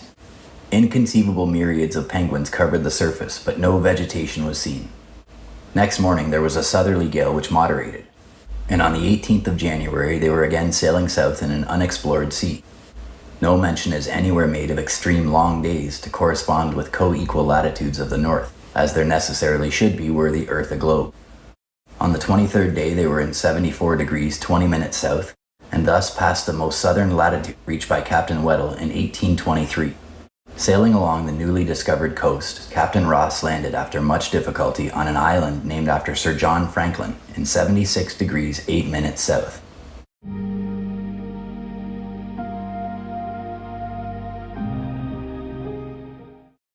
Page 328 is The Earth Aglobe, Chapter 15. On the 27th, they came in sight of a mountain 12,400 feet above the level of the sea, which proved to be an active volcano, emitting flame and smoke in great profusion. It was named Mount Erebus, and an extinct volcano to the eastward, 10,900 feet high, was named Mount Terror. Along the coast, as far as the eye could reach to the eastward, there was a perpendicular cliff of ice from 150 to 200 feet high, perfectly level at the top and without any fissures or promontories on its seaward face. Nothing could be seen above it except the summits of a lofty range of mountains extending southward as far as 79 degrees south. To this range, the name of Parry was given. Captain Ross then sailed along the marvelous wall of ice eastward in 77 degrees 47 minutes south, as far as 78 degrees south. This barrier was estimated to be 1,000 feet thick, and it was followed for 450 miles without a break. The whole of the great southern land discovered by Sir James Ross was named Victoria Land. Imagine, if you can, the amount of centripetal force there must be concentrated to the center of a globe or sphere to hold these mighty walls of ice and mountains of frozen material in place. Is not the statements of the prophet Job easily reconciled with the above? Hast thou perceived the breadth of the earth? Declare if thou knowest it all. Job 38:18. The waters are hid as with a stone, and the face of the deep is frozen. 30th verse of Job 26:10. He hath compassed the waters with bounds until day and night come to an end. In November 1841, the Erebus and Terror again shaped a southerly course, entered the pack ice on December 18th, summer, and once more crossed the Antarctic Circle on New Year's Day. The navigation through a belt of ice 800 miles broad was extremely perilous. At length, on the 1st of February 1842, a clear sea was in sight, and they proceeded to the southward in 174 degrees 31 minutes west. On the 22nd, they were surrounded with lofty icebergs aground, and at midnight the great ice barrier was sighted and its examination recommenced in 77 degrees 49 minutes south. Next day, the expedition obtained a latitude of 78 degrees 10 minutes south, by far the highest ever reached before or since. After escaping imminent dangers in navigating through chains of huge icebergs, Captain Ross took his ship northward and wintered at the Falkland Islands. Third expedition. In December 1842, the expedition sailed from Port Louis on the third visit to South Polar region, seeing the first iceberg in 61 degrees south. On the 28th, the ship sighted the land named after the Prince de Joinville by Dumont d'Urville, and the south side of the South Shetlands was surveyed. During February, about 160 miles of the edge of the packs were examined. On March 11th, the Antarctic Circle was recrossed for the last time, and the expedition returned to England in September 1843. Thus, after 4 years' most diligent work, ably conducted and quite unparalleled voyage to the South Polar regions came to an end. Quote, 2 islands named Heard and McDonald were also visited on this wise, November 1853, by Captain Heard of the American ship Oriental. In February, they were driven southward by a gale of wind, and the first iceberg was discovered on the 12th in 60 degrees 52 minutes south. It was 200 feet high and about 700 feet long. On the 19th, the ship was at a dense pack of ice in 65 degrees 42 minutes south, and on the 4th of March they bore up to Australia. Several deep soundings were taken, the greatest depth being 1,975 fathoms, corresponding to about 3 miles. The route of the Challenger was much the same as that of the Pagoda in 1845, but more to the north. With it ends the somewhat meager record of voyages across and towards the Antarctic Circle. CRM, Encyclopedia Britannica, Volume 19, page 330.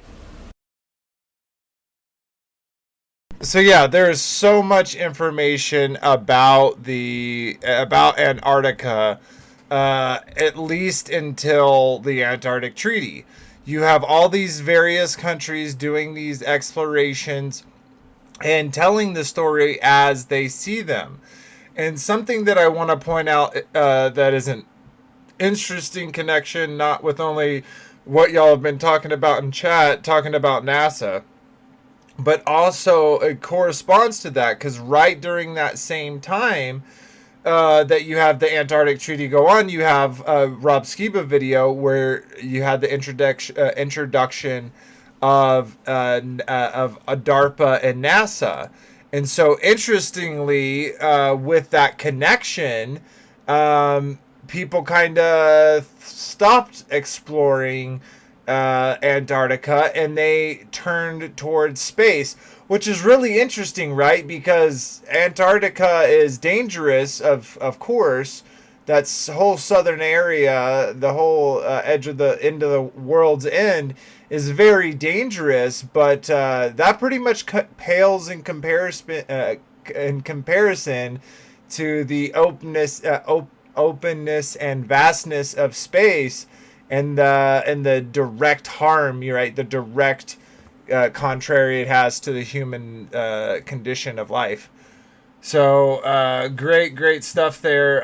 Anyone have any thoughts about what we just was reading or watching? Keep chugging along if not. All right, let's watch this real quick. This is Feature Minus. So I came across this interesting discussion between a customer and a travel agent who books trips to the Antarctic and the Arctic. And so the customer wanted to know about the midnight sun and how he would go about witnessing this phenomenon. So the travel agent said basically you would want to book a trip to the Arctic area, and you want to do this around the summer solstice time of the year, so around June 21st, and you'll be able to go up there and see the midnight sun. And so the customer wanted more information. He said basically, will you see daylight or will you actually see the sun in the sky? The travel agent confirmed, yeah, you should be able to see the sun in the sky during the midnight hours in the Arctic area.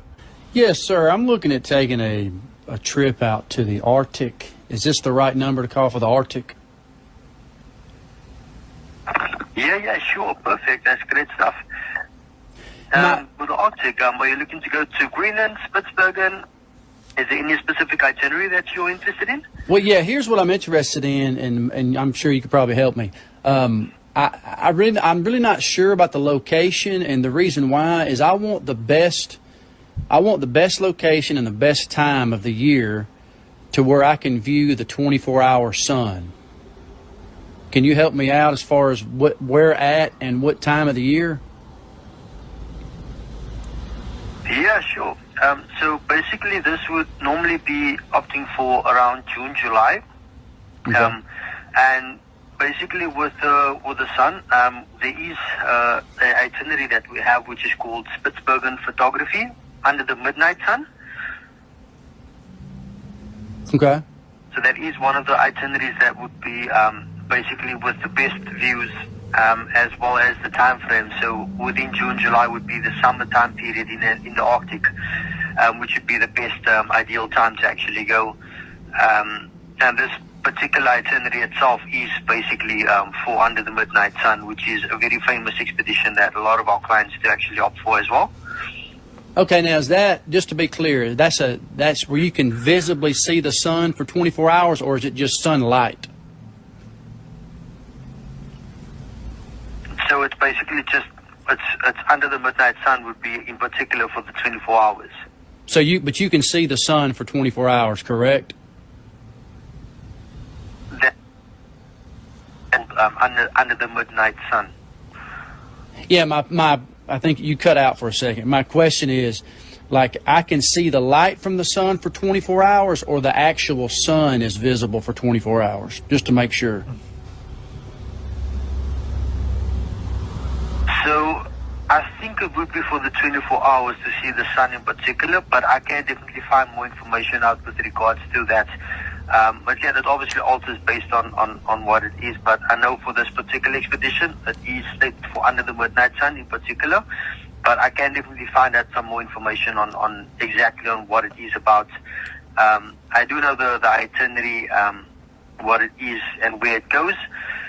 It's just that obviously with Under the Midnight Sun, I'm not 100% sure if it would be a full 24 hours that you'd actually see the sun. Okay, and do you guys So I can definitely find that information. And so he pretty much confirmed that it's very possible. He said it's a very common trip. People do this all the time. They'll book trips just to see this midnight sun. And if you pay your money with this company, you can expect to see that.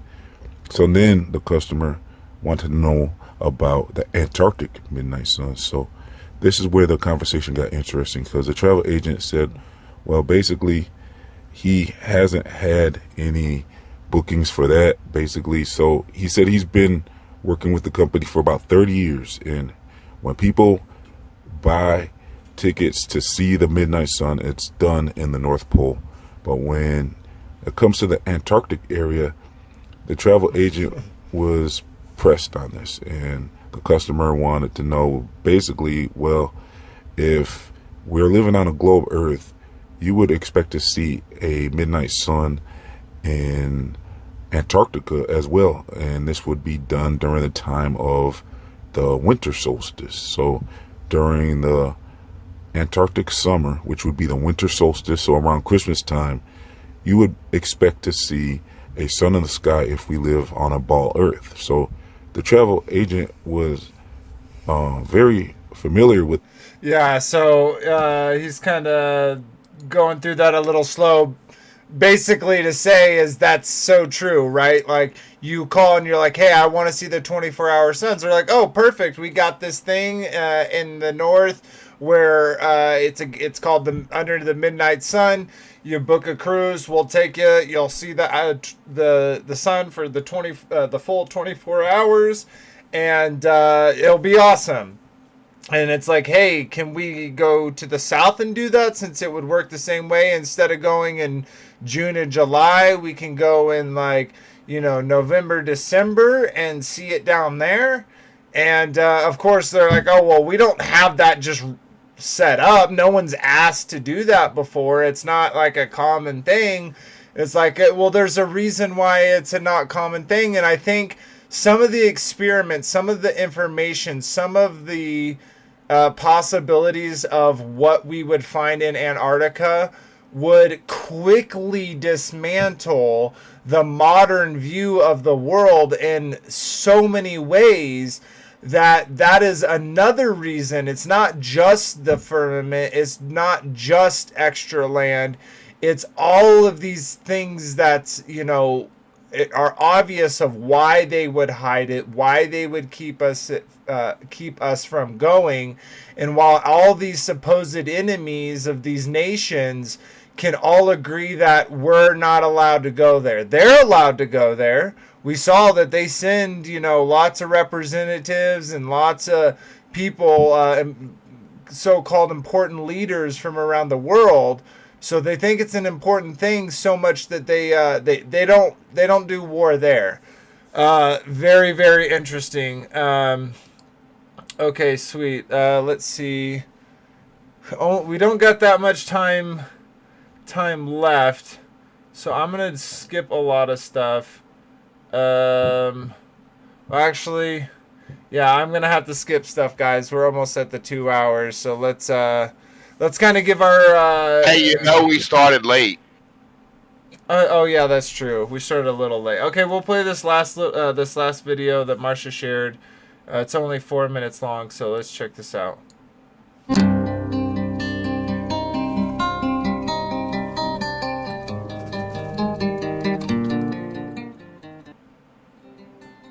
Sorry, I don't know if we're gonna get copyrighted on this song, so.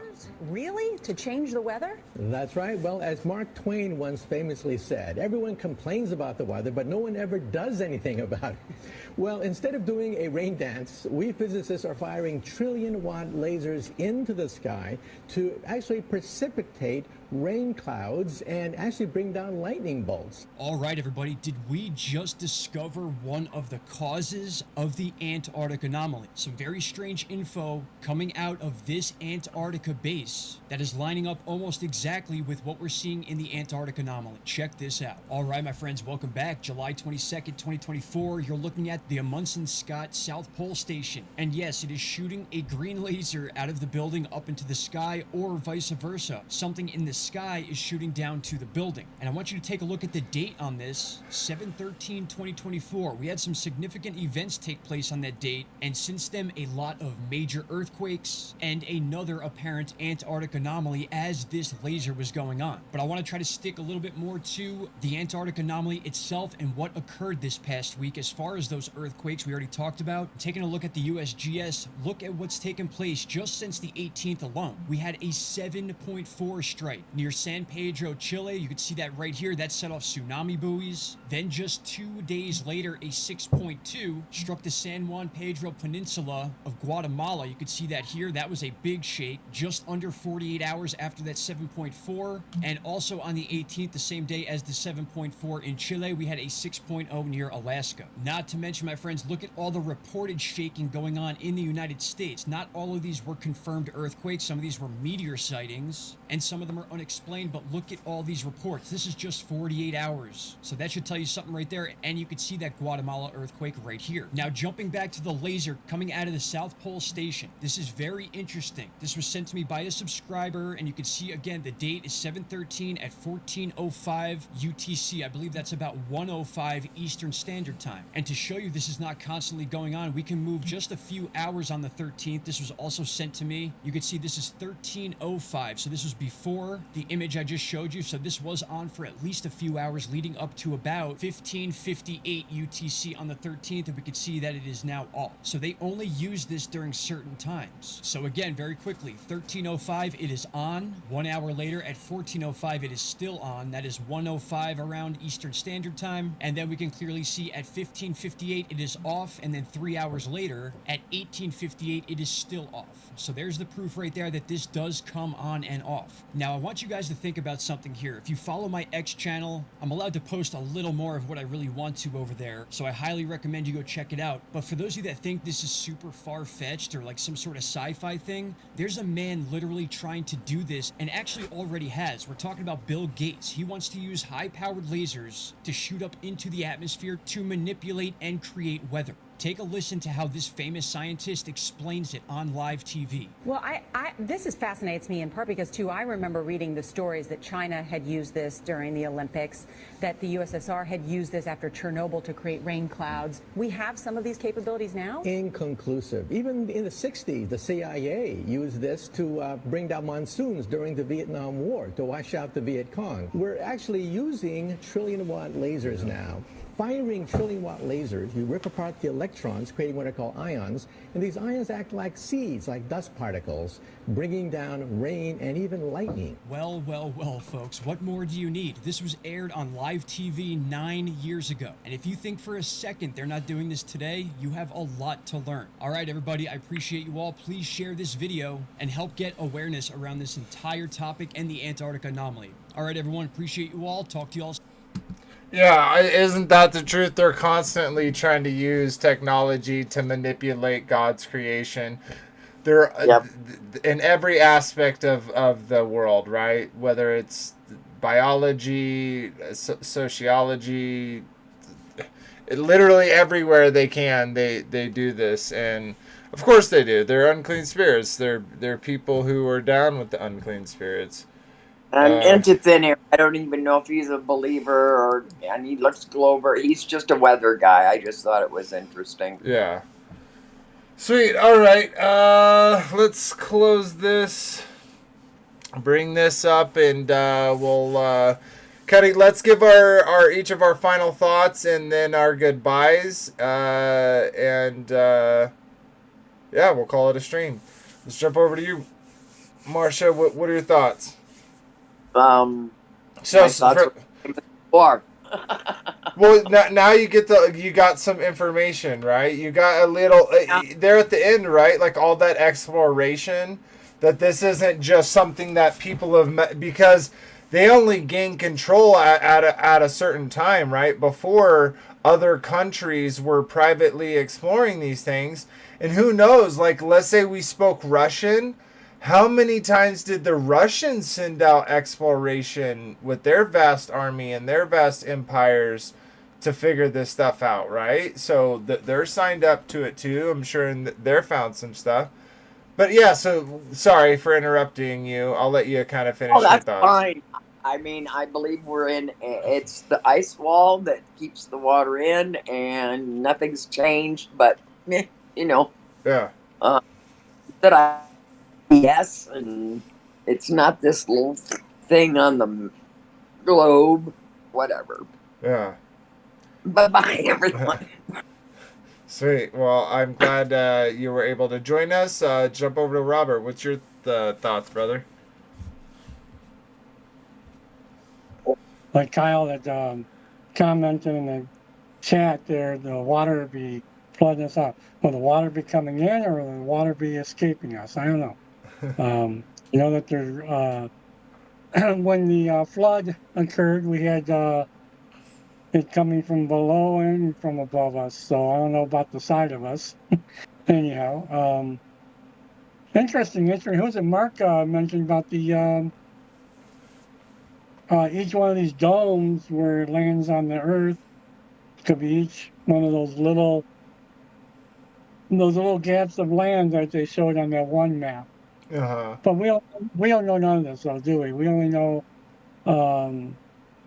what they tell us and how far they went. So, but there's definitely something there. So yeah.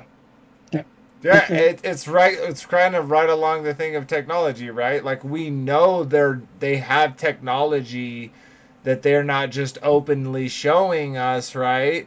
We can see that that's very possible, but we don't have any proof. It's so easy to speculate. Be like, yeah, if you would just let us freely explore, we would find the edge. We would find the dome.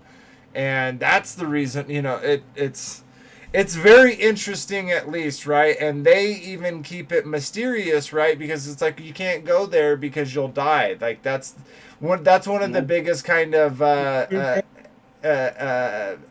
is it called, excuses they use, is just to say like, well, it's really dangerous, so we can't let you go because it's super expensive if you were to get into a precarious situation, the amount of money it would take to rescue you, and we can't just allow you to go to your deaths, right? But if you don't if you're requesting a ramp to your house because you're a veteran, we'll offer to kill you instead of paying for that ramp, like stuff like jump off of a Red Bull balloon 100,000 miles in the air. It's okay for you to do that. That's could kill you, but oh well, that's okay. Yeah.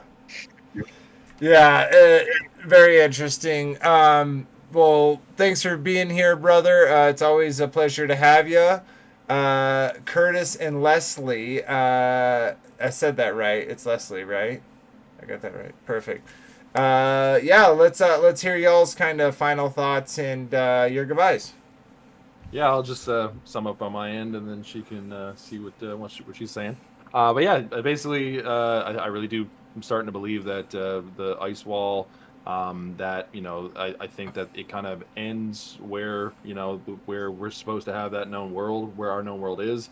But at the same time, if there is, because of course we what we were just saying, it is all speculation. We don't have any hard evidence, and that's the way we should be. It's all based off of science, and that's being able to observe, which we cannot do, and that's simply what it is. We there's lots of videos, there's lots of information online, all that stuff, but essentially, especially the fact that, and I know that you've had past videos about that artificial intelligence, and this is the age where information can be so confusing and anything can look real when it actually isn't. So if we can't see it with ourselves, our own eyes, and go there, then it's all speculation. So I'm obviously going to be on the fence either way, but I'm leaning that if there is land past the ice wall, it's definitely not a utopia. It's definitely not filled with amazing people that are perfect. It's definitely controlled, and probably the Nephilim are living out there as well. Because we know that they're in the clouds, in the sky, in cities, floating cities. But I'm sure that they're out there also. So yeah, that's where I'm at with that. And yeah, babe, give her. Nothing else to add. Everything you said it. Yeah. Okay, So just a little comments to what you said. Like in Job, it's like we should have childlike wonder because no man will know the breadth of the earth. No one will be able to measure it, and that's just how great of a creator we have that has made this creation so vast that we can't even comprehend it. And we have cars and we can drive real fast, but I think we don't even have and again back to speculation, right? And it's fun, right? Of course, when it comes to speculation, and you're kind of warning about this, to have that skepticism, right? To be like, don't just trust whatever. And like he was saying, don't trust what we're saying, right? Go look it into yourselves. Go look into Antarctica. Can you really go past the 60 South parallel? Are the claims that these people making true? And decide for yourself. We're not saying believe it's a globe or, believe or burn. So, yeah. Well, sweet. Thank y'all guys for joining. Congratulations to both of y'all. And like always, feel free to join us. And if you need some more links or whatever back to episode schedule and all that, so y'all can have an idea, I just message me. But let's jump. Are you guys doing like an after show or no? I'll totally join for an after show if anyone's willing to talk. We do have an after show after on Discord. Link is in the description if you'd like to join that.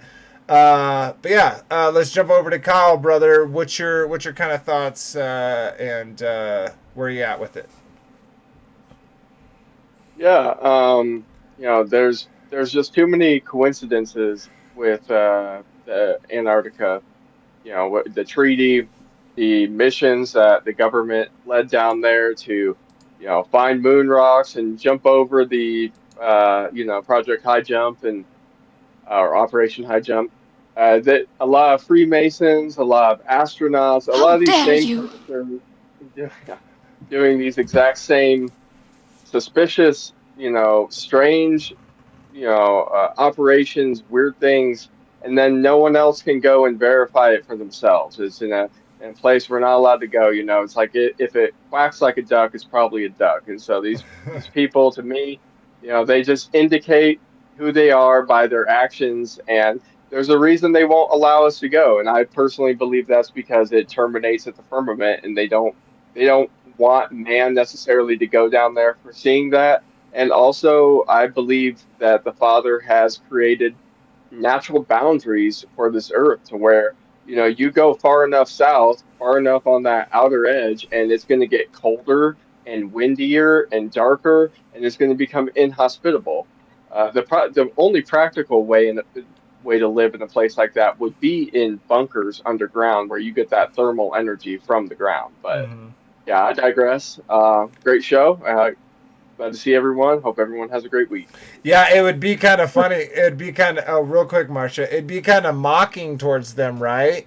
If we all found out that it's like, they're like, we control you, right? And then it shows like us in a container, basically implying like, no, someone put you here. It's like, no, you're not, you're in here with us. You know what I mean? You're in here with us, with the followers of the Almighty, right? So it's like, you don't have this isn't yours, this is whoever put us here. We have scriptures that says who put us here, and you're not him. You know what I mean? What were you gonna say there, Sister Marcia? It's actually a question. I still don't understand the reasoning behind all the presidents of all over and Buzz Aldrin and all other people. Why they bring them to Antarctica? Is there something they do with them there? So we didn't get into this, and it's like it's another kind of connection point. But there's scripture and there's literature, historical events, so-called. Who I don't know how much embellishment there is in those stories or how literal they are. But that being said, that there is an actual stone in Antarctica, and that stone has various information about the ruler of the world, basically, or secrets or something. And I think those who get to those top spots, I think they get taken there, and I think they get, hey, this is the stone, this is who we're actually working with. You know what I mean? And who knows what kind of spin? Maybe to the generals, they're like, "Oh, this is the alien force that we're friends with. You can't talk about this, right?" Maybe to the presidents, they're like, "Hey, this is our real leader." Who knows?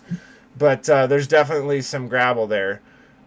Sweet. All right. Well, let's jump over to Frankie B, brother. What are your kind of final thoughts about Antarctica and what we watched today? Frankie B, I'm talking to you. Will you answer me, or did you? I don't know. I lost it. Leave. No, I didn't. Oh. Check. There you go. Oh All my right. My god. microphone went Oh off. my God. Oh my god. Sorry. I apologize, everybody who has ears. To all the humans out there that have ears that wear any type of things on their ears to listen to this, I apologize. Sorry about that. All right, Is what's it up, better? baby? Yeah. Is it better? Yeah. All right. Yeah. There's a lot going on there. There's a lot we don't know. There's definitely underground bases. We've seen it in the Marvel movies. And they always tell us what's going on in the movies. Hey, did you see Robert Downey Jr. got $80 million to play Doom? $80 million for an acting role. I heard it was 88 million.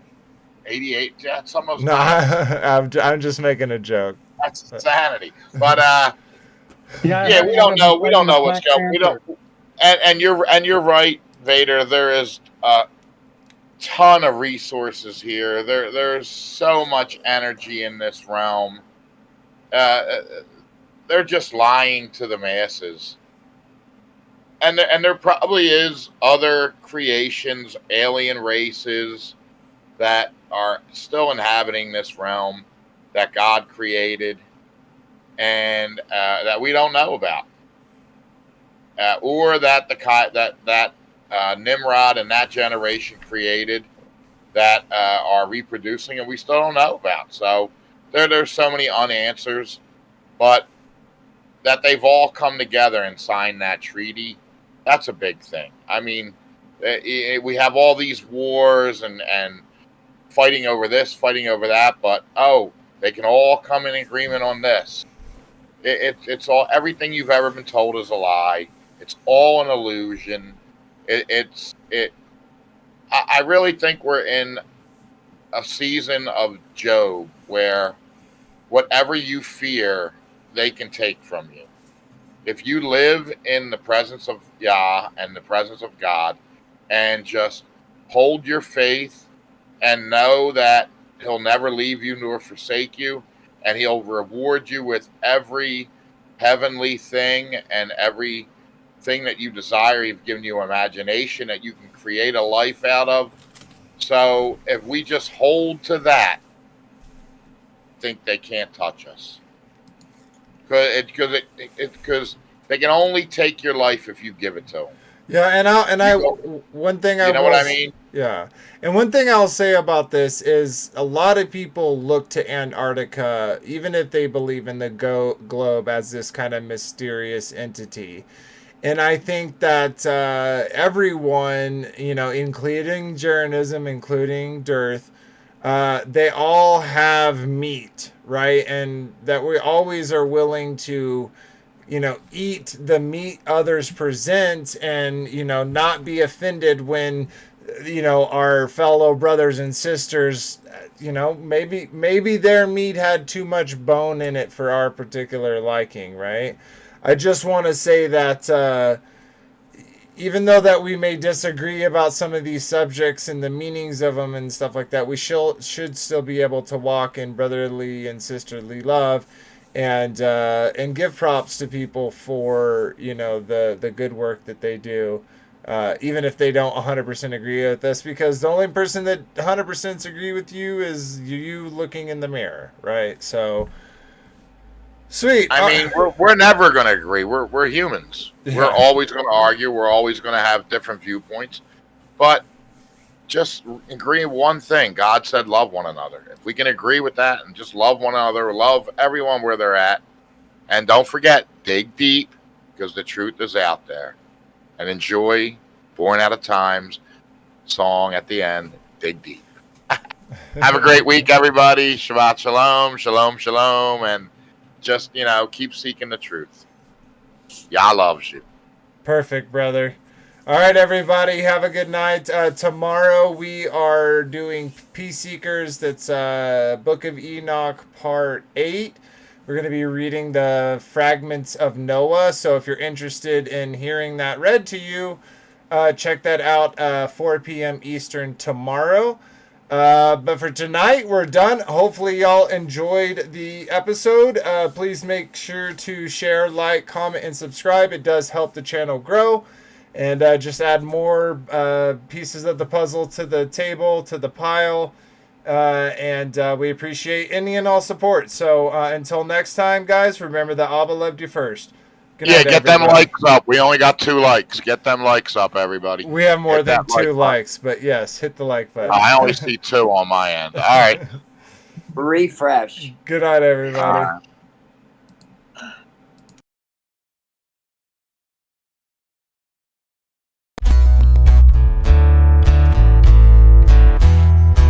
We got 16 likes. Okay. Jack, can you hear me? It's your glory. Conceal the mystery. You give us the honor to search a matter. You raise up a standard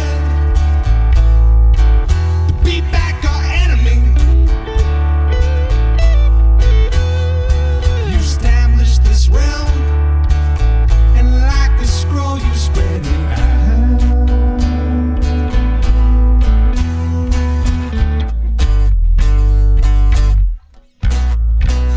Dig deep, search it out. Dig deep, seek it out. Dig deep, go on and walk it out. Dig deep, I give you oil to fill up your cup. I give you enough to fill up your lamps. Yeah, you keep them trimmed, you keep them neat, you keep on worshiping and praising till you're at his feet. Oh, King Yeshua. Yeah, yeah, yeah, yeah, David.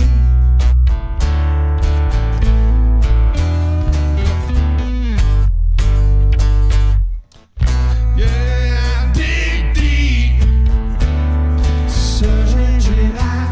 Dig deep, Seek it out. dig deep, Go on and walk it out. dig deep, Dig deep, way up on the mountain top. dig deep in the darkest valley. Dig deep from the abundance of the heart. Dig deep.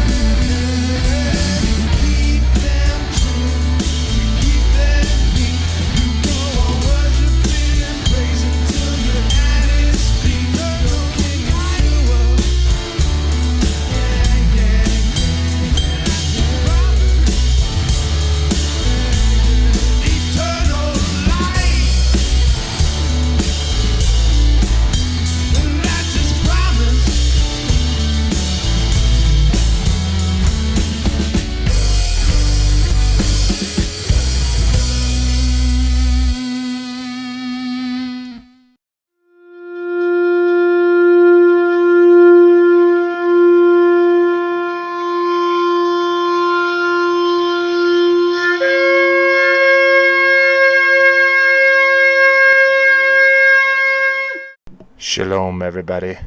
For all you left here, please make sure you like, share, comment, and subscribe.